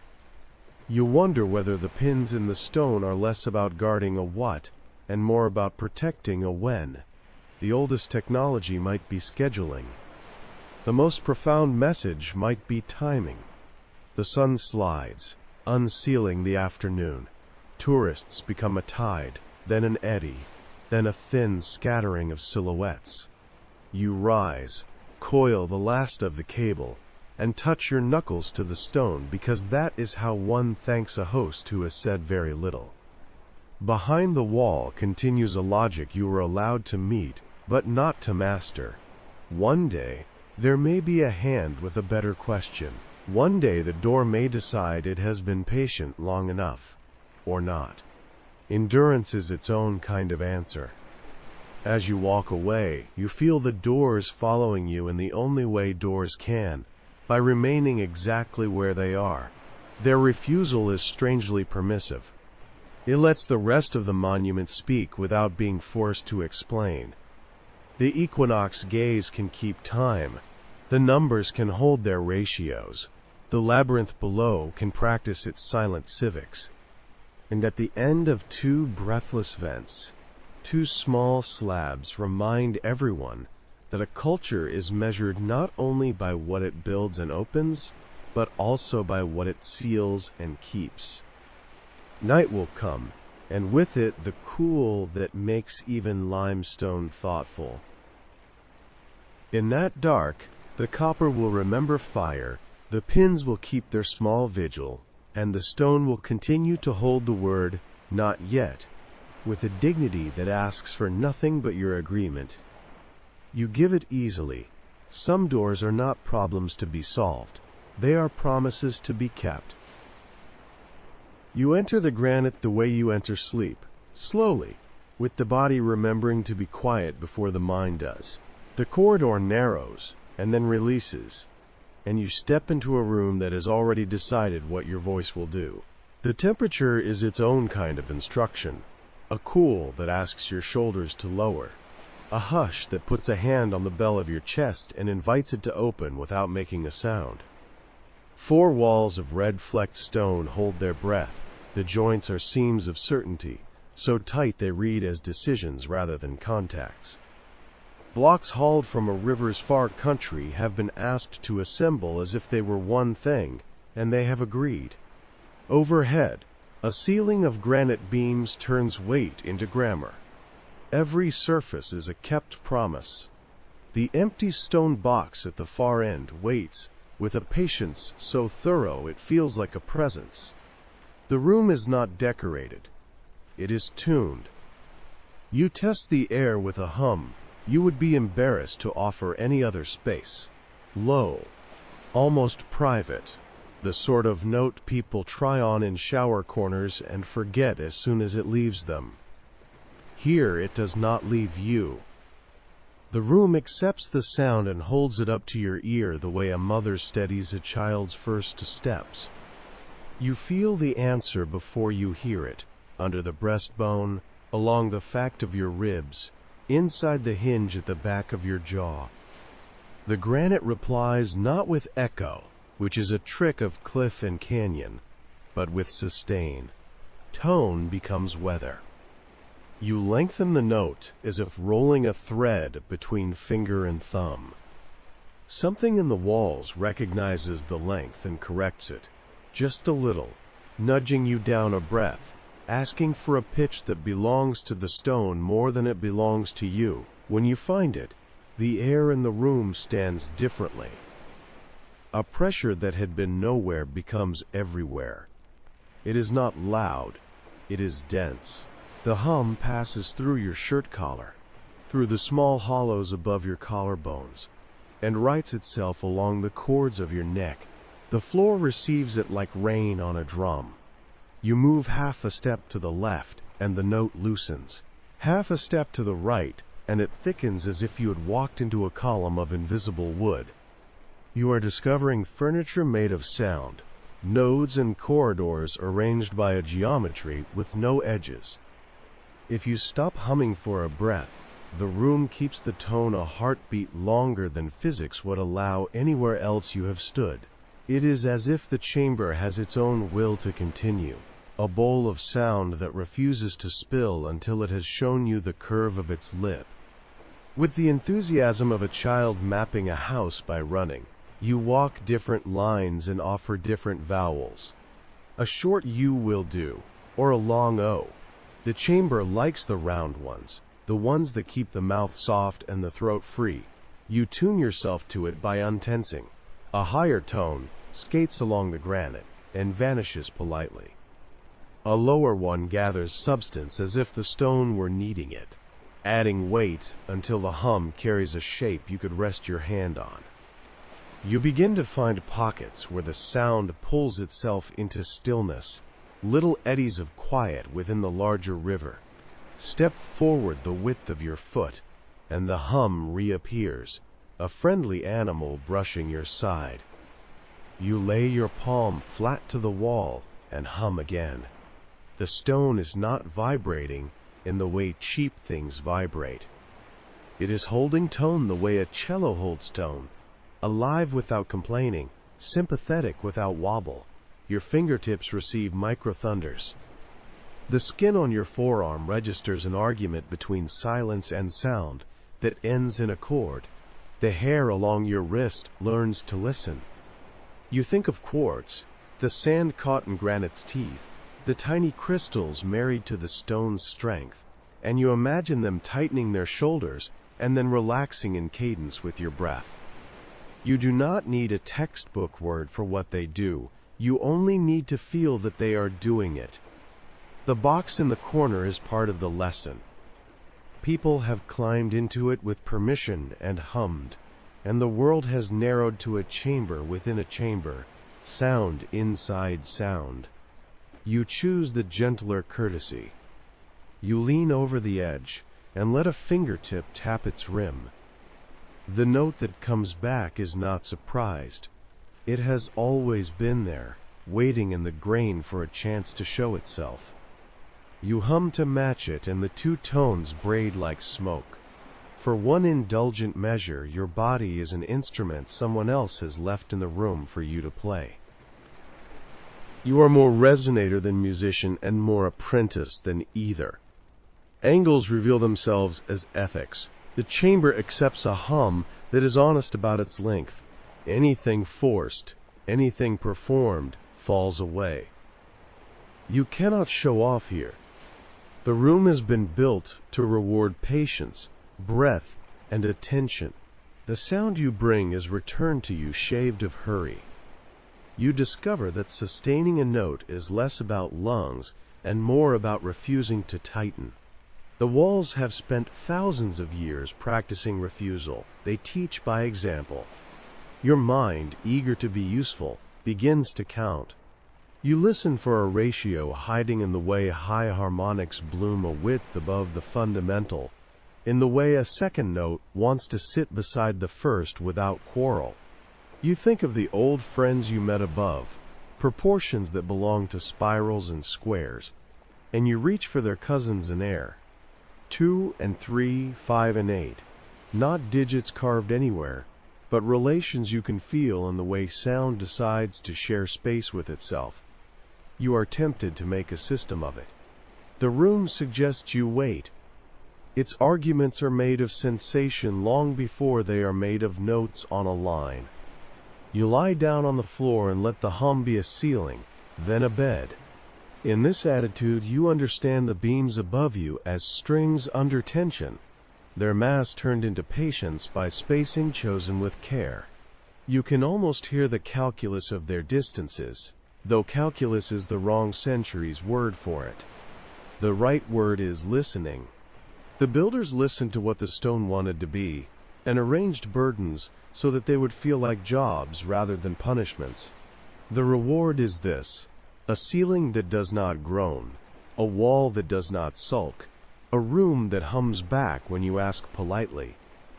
For a moment you let the hum fall to a whisper and then to a thought. The aftersound in the chamber is a second voice, a ghost of your tone with more room in it. It lives for a breath and dies with a courtesy that makes you believe in good endings. Silence returns not as emptiness, but as reset. You have the odd sense that the room keeps a memory of the notes it has welcomed, as if tone could leave a fingerprint. Perhaps it is only your own inner ear continuing to ring. Either way, you stand quieter than you sat. You try a consonant, and the chamber declines it. The click of tongue against palate scatters like a flock. This place prefers vowels, prefers the long, unbroken gifts. Speech is information, song is relation. The stone chooses relation. You oblige. Your hum becomes less about pitch and more about willingness. You let the room pick your note for you. It does, and you accept. And something in your chest unclenches that you hadn't known was clenched. Around the edges of hearing, other rooms answer. You remember the long corridor behind you, the way it gathered and released, the way steps felt counted even when you were not counting. You think of the chambers above the ceiling, spaces made to absorb anger from stone and give it back as composure. You suspect they, too, have their preferences. A building with this much discipline does not leave any part of itself untuned. Upstairs and downstairs, numbers and materials keep an agreement. Granite is the oath that makes the agreement believable. Speculation arrives like a guest with good manners, late and only after listening. Was this built for sound? For joining breath to stone, and letting the shared note do whatever work notes can do to minds and bodies? Or is the humming a byproduct of excellence, a kindness that arrives when geometry refuses to be sloppy? You do not need an answer tonight. The question is a tone of its own. You hum into it, and the room hums back, and the conversation is sufficient.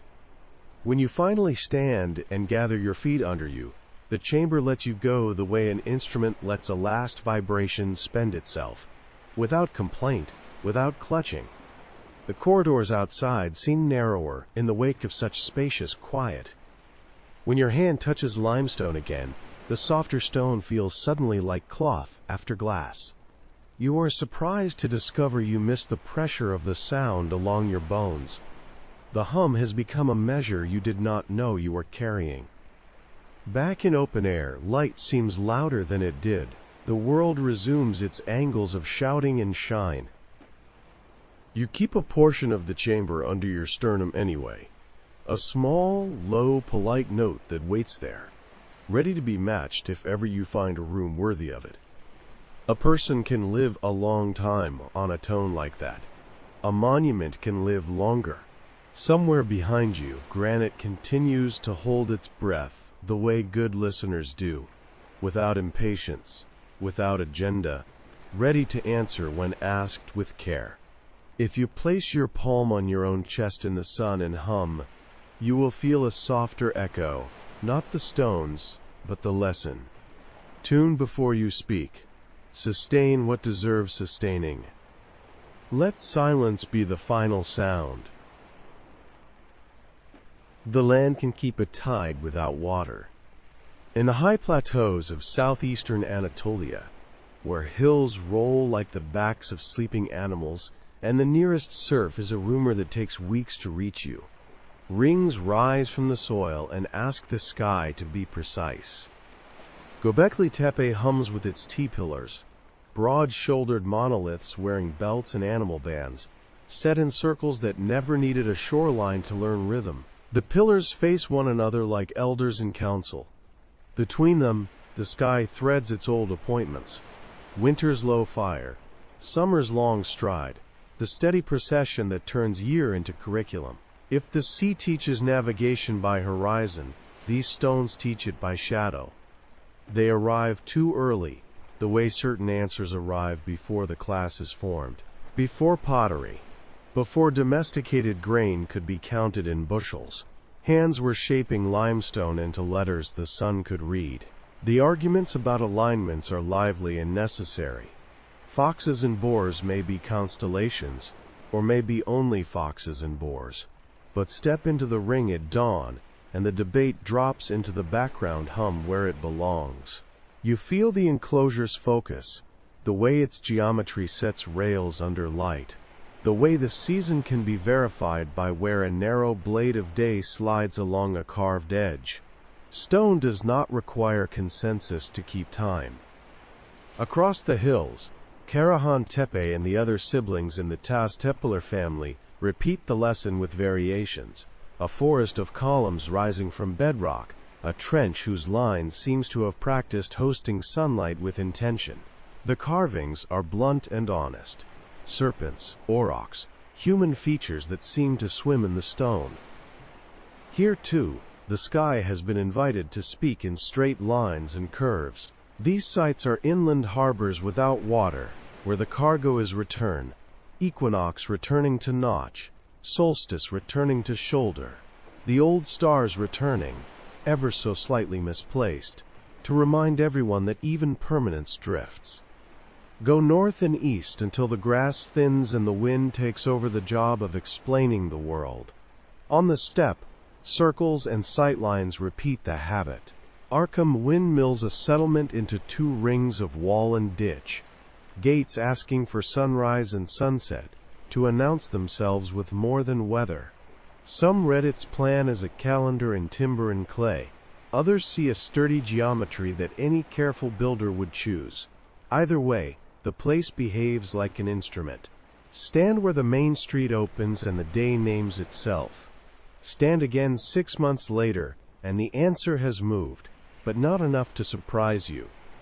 Beyond Arkham, ridges in Caucasia carry stone thresholds, locals call sunduki chests, where notches and markers comb sunlight into slices that fit specific days. Farther west, ring cairns and alignments lie quiet in Kazakhstan's wide browns and pale blues, their stones no taller than a man, but tall enough for noon to draw thin proofs across them. Even when the stratigraphy resists a grand theory, the experience is stubborn. Shadow that fits a groove on one day and never fits it again. A wall whose long edge learns one azimuth and doesn't let it go. These are inland echoes for a maritime myth. If you come to this subject by way of drowned ports and ringed harbors, by tales of a city that measured itself before the sea took its measure, you might expect the strongest evidence to huddle on coasts.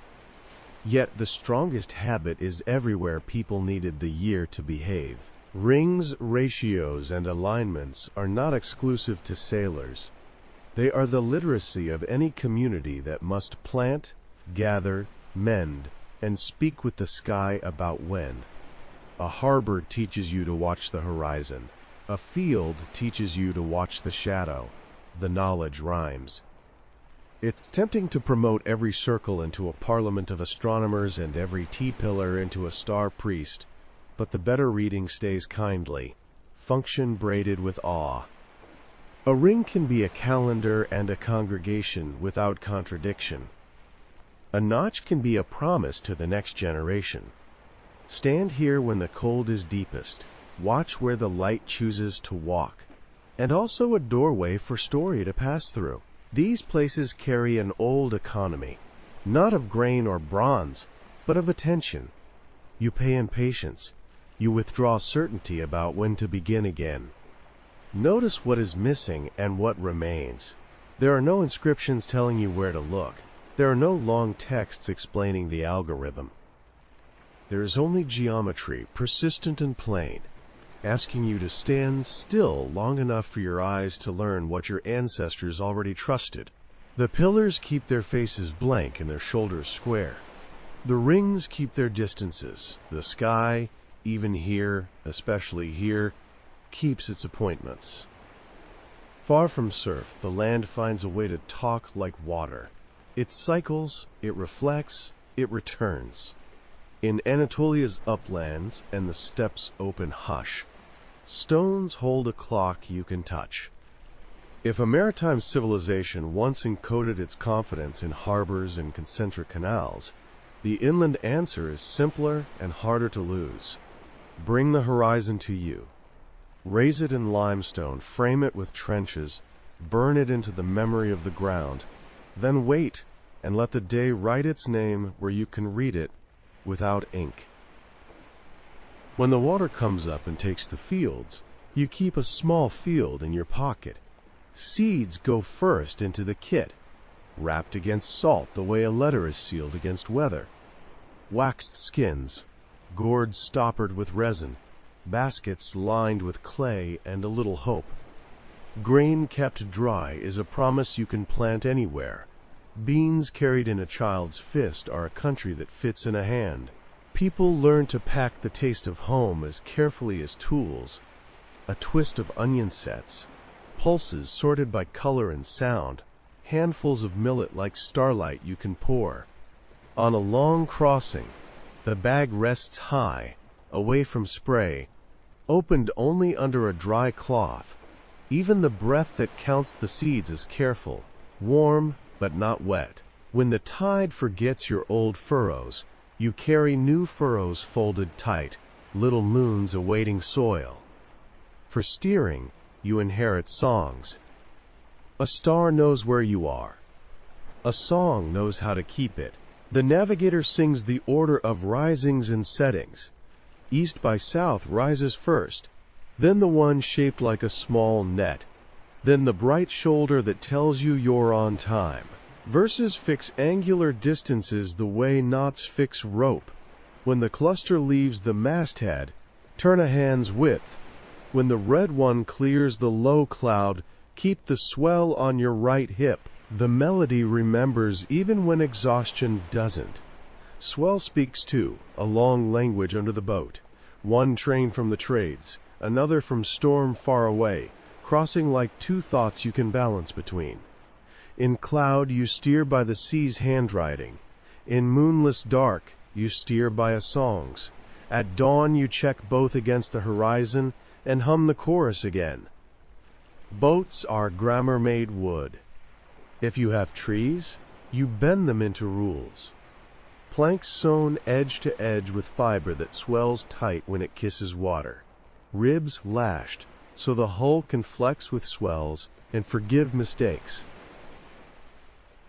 If you have reeds, you bundle them into buoyant sentences, sheathing them with pitch and patience. If you have only skin and will, you stretch one over a light frame and teach it to answer the paddle with quiet obedience. Joints remember more than hands do. Peg tongues that slide into their mortises, lashings that carry the strain across the grain. Thwarts set like parentheses to keep the boat's thought from spilling. Sails learn the wind's grammar too. Crab claw, square, lateen. Each a dialect that says now ease, now hold, now trust the gust and lean. The toolkit is not a chest, it's a vocabulary. At night, when children refuse sleep because the world has moved, you give them a tale that is also a map. The flood that chased the proud up a hill becomes a lesson about building above the white stones the sea once placed. The giant who forgets and steps on the reef becomes a rule about timing the channel. A goddess who hides when disrespected becomes the rainy season arriving early. So plant the yams when she smiles, not when you're impatient. A lullaby counts islands. A monster's teeth match a jagged coast. A cautionary animal is precisely the color of a poisonous current. The myth doesn't prove. It persuades. Lightly, across generations. By the time a child knows the end of the story, their feet already know where to stand. In the morning, you empty the kit onto a new shore. Seeds. A strip of sail patched where the wind taught it humility. 3 knots you can tie in the dark. A star song you can sing without thinking. And a story that makes fear manageable. You plant with the tide falling, so salt doesn't drink what you've buried. You teach the smallest hands the easiest constellations and the rule that no one laughs at a weather sign. You fix a thwart and tell why it failed, so the next one will hold. You hum the verse about the reef not because you doubt it, but because songs hold doorways open. This is how technologies cross water disguised as care. A handful of grain, a tune, a hull that forgives, a bedtime myth that keeps its teeth in all the right places. The survivor's toolkit is soft in the hand and hard in the world. Portable, memorizable, generous. It does not promise that the ocean will be kind. It promises that you will arrive knowing what to do when it isn't. The first sign says, "No entry beyond this point without authorization." The second sign explains itself in smaller print: heritage protection, fragile habitat, liability. A third sign, laminated against weather, offers a tidy timeline. Dates in a polite column, arrows marching right, a past domesticated into museum voice. On the map by the car park, the coast is drawn with a confident line. Someone has done the kindness of certainty. Down the path, the sea edits. Permits matter. They keep boots off nests, keep trowels from making more history than they find. Placards matter too. They hold a door open for strangers who don't speak the site's language yet. But narratives like to travel straight, and shores do not. A year of storms pulls a bite from the dune. A lazy decade lays it back again. A harbor that wore the name of a king wears for a while the color of silt and silence. Fence posts lean. A no-access sign collects salt, just like the bell on the breakwater. Inside the archive, a folder labeled with a year is a relief. Outside, years overlap. A pottery rim erodes out of the cliff, where the ordinance says no earlier than the second phase should be. A mooring ring appears after a gale, then vanishes into sand, as if embarrassed by its own resurrection. A diver logs a grid of stones that looks like a jetty, and is asked, gently, to return with context. Context takes time. The tide never waits. Timelines prefer one event per line. The sea writes marginalia, in pencil, in a hand that tilts with the wind. Dates harden nicely in captions. Out on the flats, they soften at the edges. A range, a window, a season told by pollen, more than by year. The story on the placard breaks cleanly after the empire fell. The rack line says the story also continued in eelgrass and herring, and a little blackened clay where someone's fire kept last winter's memory alive. Gatekeeping is not a villain, it is a habit of care. But even care can become choreography, and choreography can forget the floor is moving. A permit expires before the sandbank it wants to measure does. A committee meets on Wednesday. The equinox arrives on Tuesday, throws light through a doorway that won't wait a day for quorum. A drone flight is postponed for weather. In that delay, a channel rearranges itself like a clever witness. The tide line stamps an addendum that no one authorized and everyone must read. Meanwhile, the public stands at the rope and listens to two kinds of truth. One on paper, tidy and earned. One underfoot, messy and earned. The lesson is not to choose, but to match. Let the placard teach names. Let salt teach revisions. The straight arrow is an introduction. The edge of water scrawl is the living draft. By evening, the laminated timeline curls slightly at a corner. A gull lands on the sign that forbids feeding gulls. The rope loosens in its cleat and is retied by a stranger who understands knots without needing a workshop. Out on the bar, the sea writes another footnote and then takes it back. You walk away with both voices in your pocket, the measured column of dates and the sound of foam editing the shore. Between them, the story holds.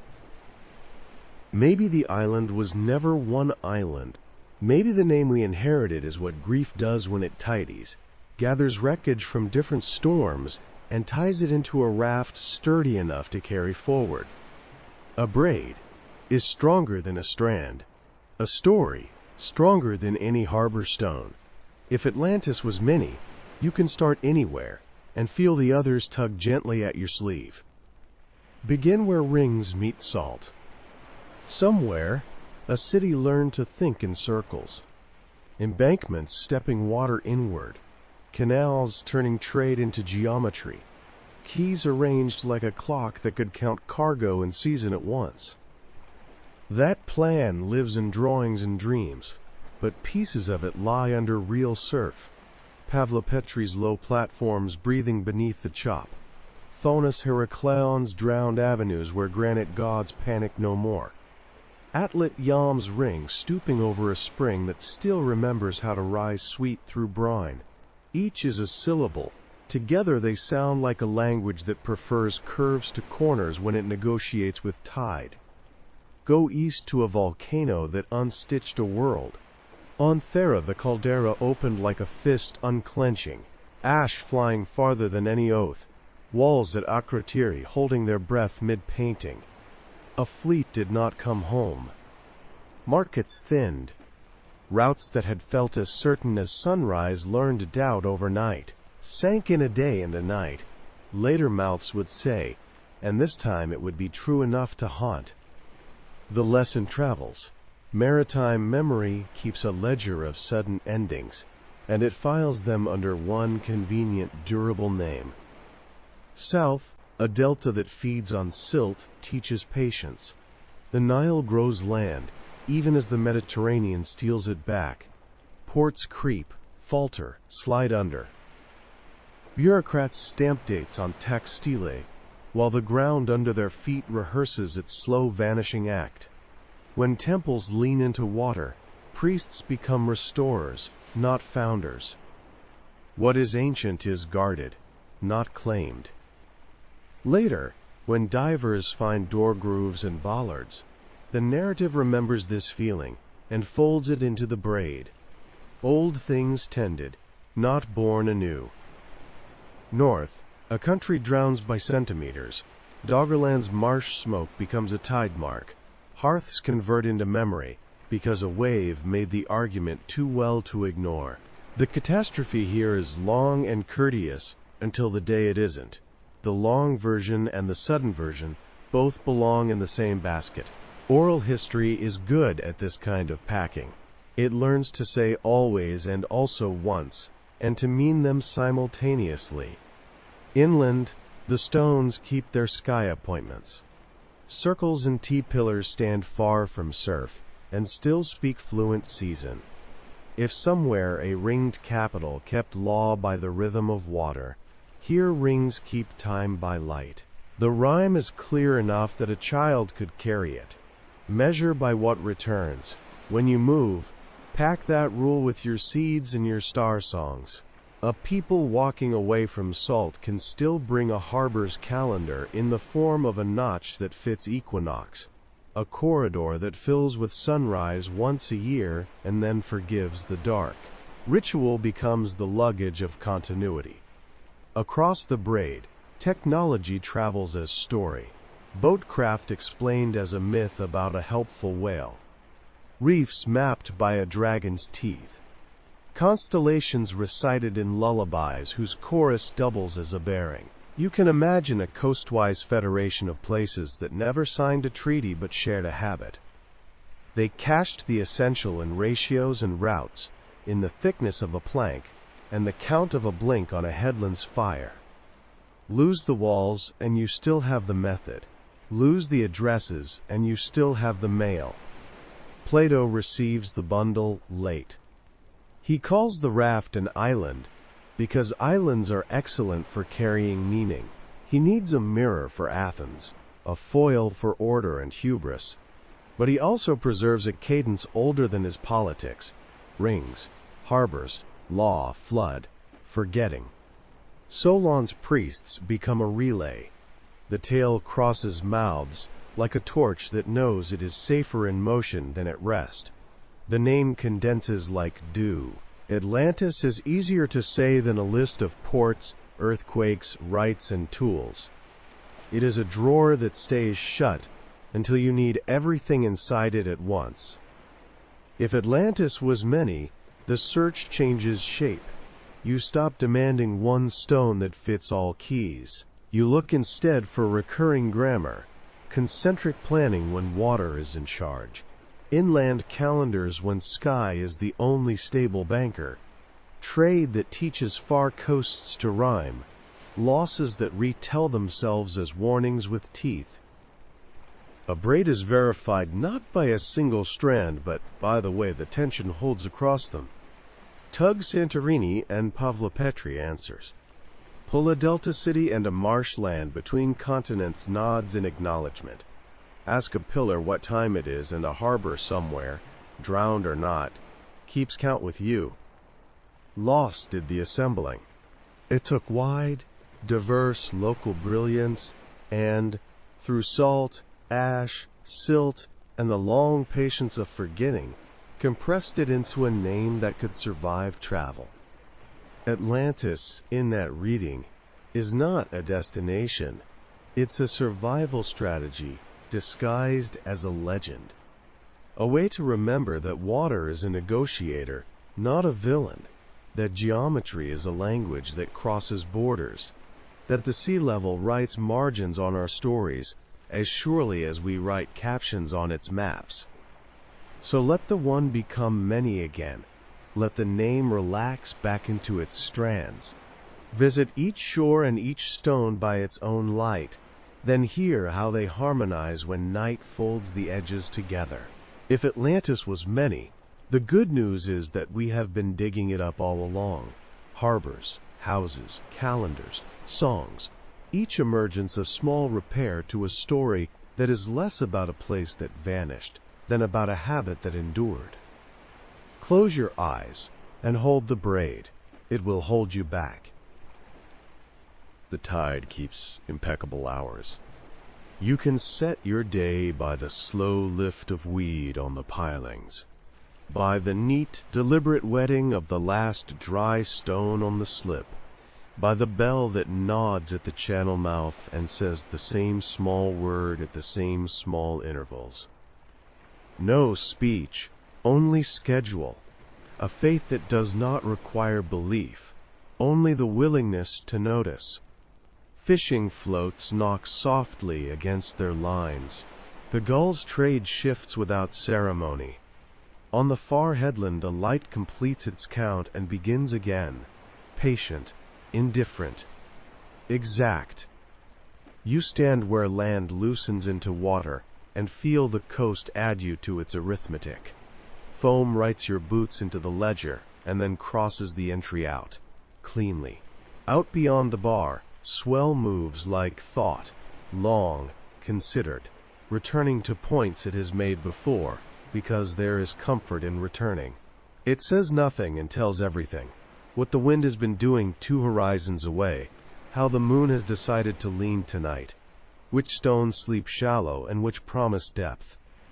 You carry a pocket full of places, Pavlopetri's quiet grids, Atlit-Yam's ring drinking from its spring, Thonis-Heracleion lifting statues the color of wet dusk, the North Sea's brown memory of a country that forgot how to stay dry, a staircase underwater in cobalt light that may be masoned, or may be the earth doing its crispest work without us. Rings in the high dry where no tide ever touched, keeping sky appointments as if oceans lived above. You are back at an ordinary shore with all of that humming behind your eyes. The sea is very good at letting many things be true in the same breath. The first star appears in the shallow of twilight, and with it an old habit. You catch yourself checking bearings by reflex, light to star, star to headland, headland to heart, and smiling at your own seriousness. Somewhere, people once sang distances into memory because paper mildews and ink runs and sleep steals numbers from the lips. You hum nothing, yet a tune answers, the soft chorus of small waves sliding shell to shell, the bass of a deeper surge folding itself into the cove. It is enough music to steer by if you needed to, and you do not. You are home, or close enough. A child passes with a bucket and a story about a crab the size of an oar blade. An old man ties a knot without looking and tests it with the calm of decades. The placard behind you still offers a tidy digest of the cove's centuries. The tide edits it with every lap and leaves both versions standing, which feels right. Gatekeepers and salt, straight lines and messy margins, 2 hands of the same clock. If Atlantis was many, tonight it is also one, a single, durable name for the human ache, to keep what matters when water remembers its other shape. Maybe you have been digging it up all along, in harbors that breathe under chop, in maps that remember stray coasts, in ratios that hold their tune when languages falter, in bedtime myths that tell children when to plant and when to wait. The sea has no interest in your verdict. It offers you process instead, measure, listen, return. Dark slides down the slope of evening. The bell continues its good work. The light on the headland finds its count irresistible. The tide reaches its agreed line and hesitates as if to ask whether you have learned the pattern, then turns with the same courtesy it showed on the way in. You exhale with it, longer than your thought, and feel your shoulders match the harbor wall's patience. Lay down, then, on a bench that has met more weather than you, on sand that files the day smooth, on a patch of grass where salt dries to starry freckles. The question is warm in your hands, not as a problem to solve, but as a stone to keep. What if the lost place was never one place, and the proof has always been ordinary, everywhere, enough? The sea will keep the watch. It will say nothing and tell everything. Let your breath learn its count. Let your eyes close when the light completes a circuit. Tomorrow, the tide will arrive on time to remind you. Tonight, it is invitation enough. We walked the seafloor's streets and the steppes' rings, read bathymetric margins and portolans that remember what coasts forgot, watched Thera's ash halt a world mid-gesture, and felt Doggerland slip from hearth to tide mark. We listened to Plato's lantern passed hand to hand, then to harbors that still breathe under chop, to pillars that keep sky appointments far from surf, to seed bags, star songs, and boats that carry knowledge disguised as story, piece by careful piece. A pattern surfaced, not one capital with a single doom, but a braid. Ports, rituals, ratios, gathered by loss into a name that endured the crossing. If Atlantis was many, then we have been finding it for years, in grids of pavements under silt, in a notch that fits equinox light, in a chart's stray coastline that once was true. The sea says nothing and tells everything. Change is certain, forgetting is optional, and geometry is a promise you can keep with your hands. Lay the question beside you like a warm stone. Let the buoy bell count you down into rest. Tomorrow the tide will be on time. Tonight the story can keep the watch.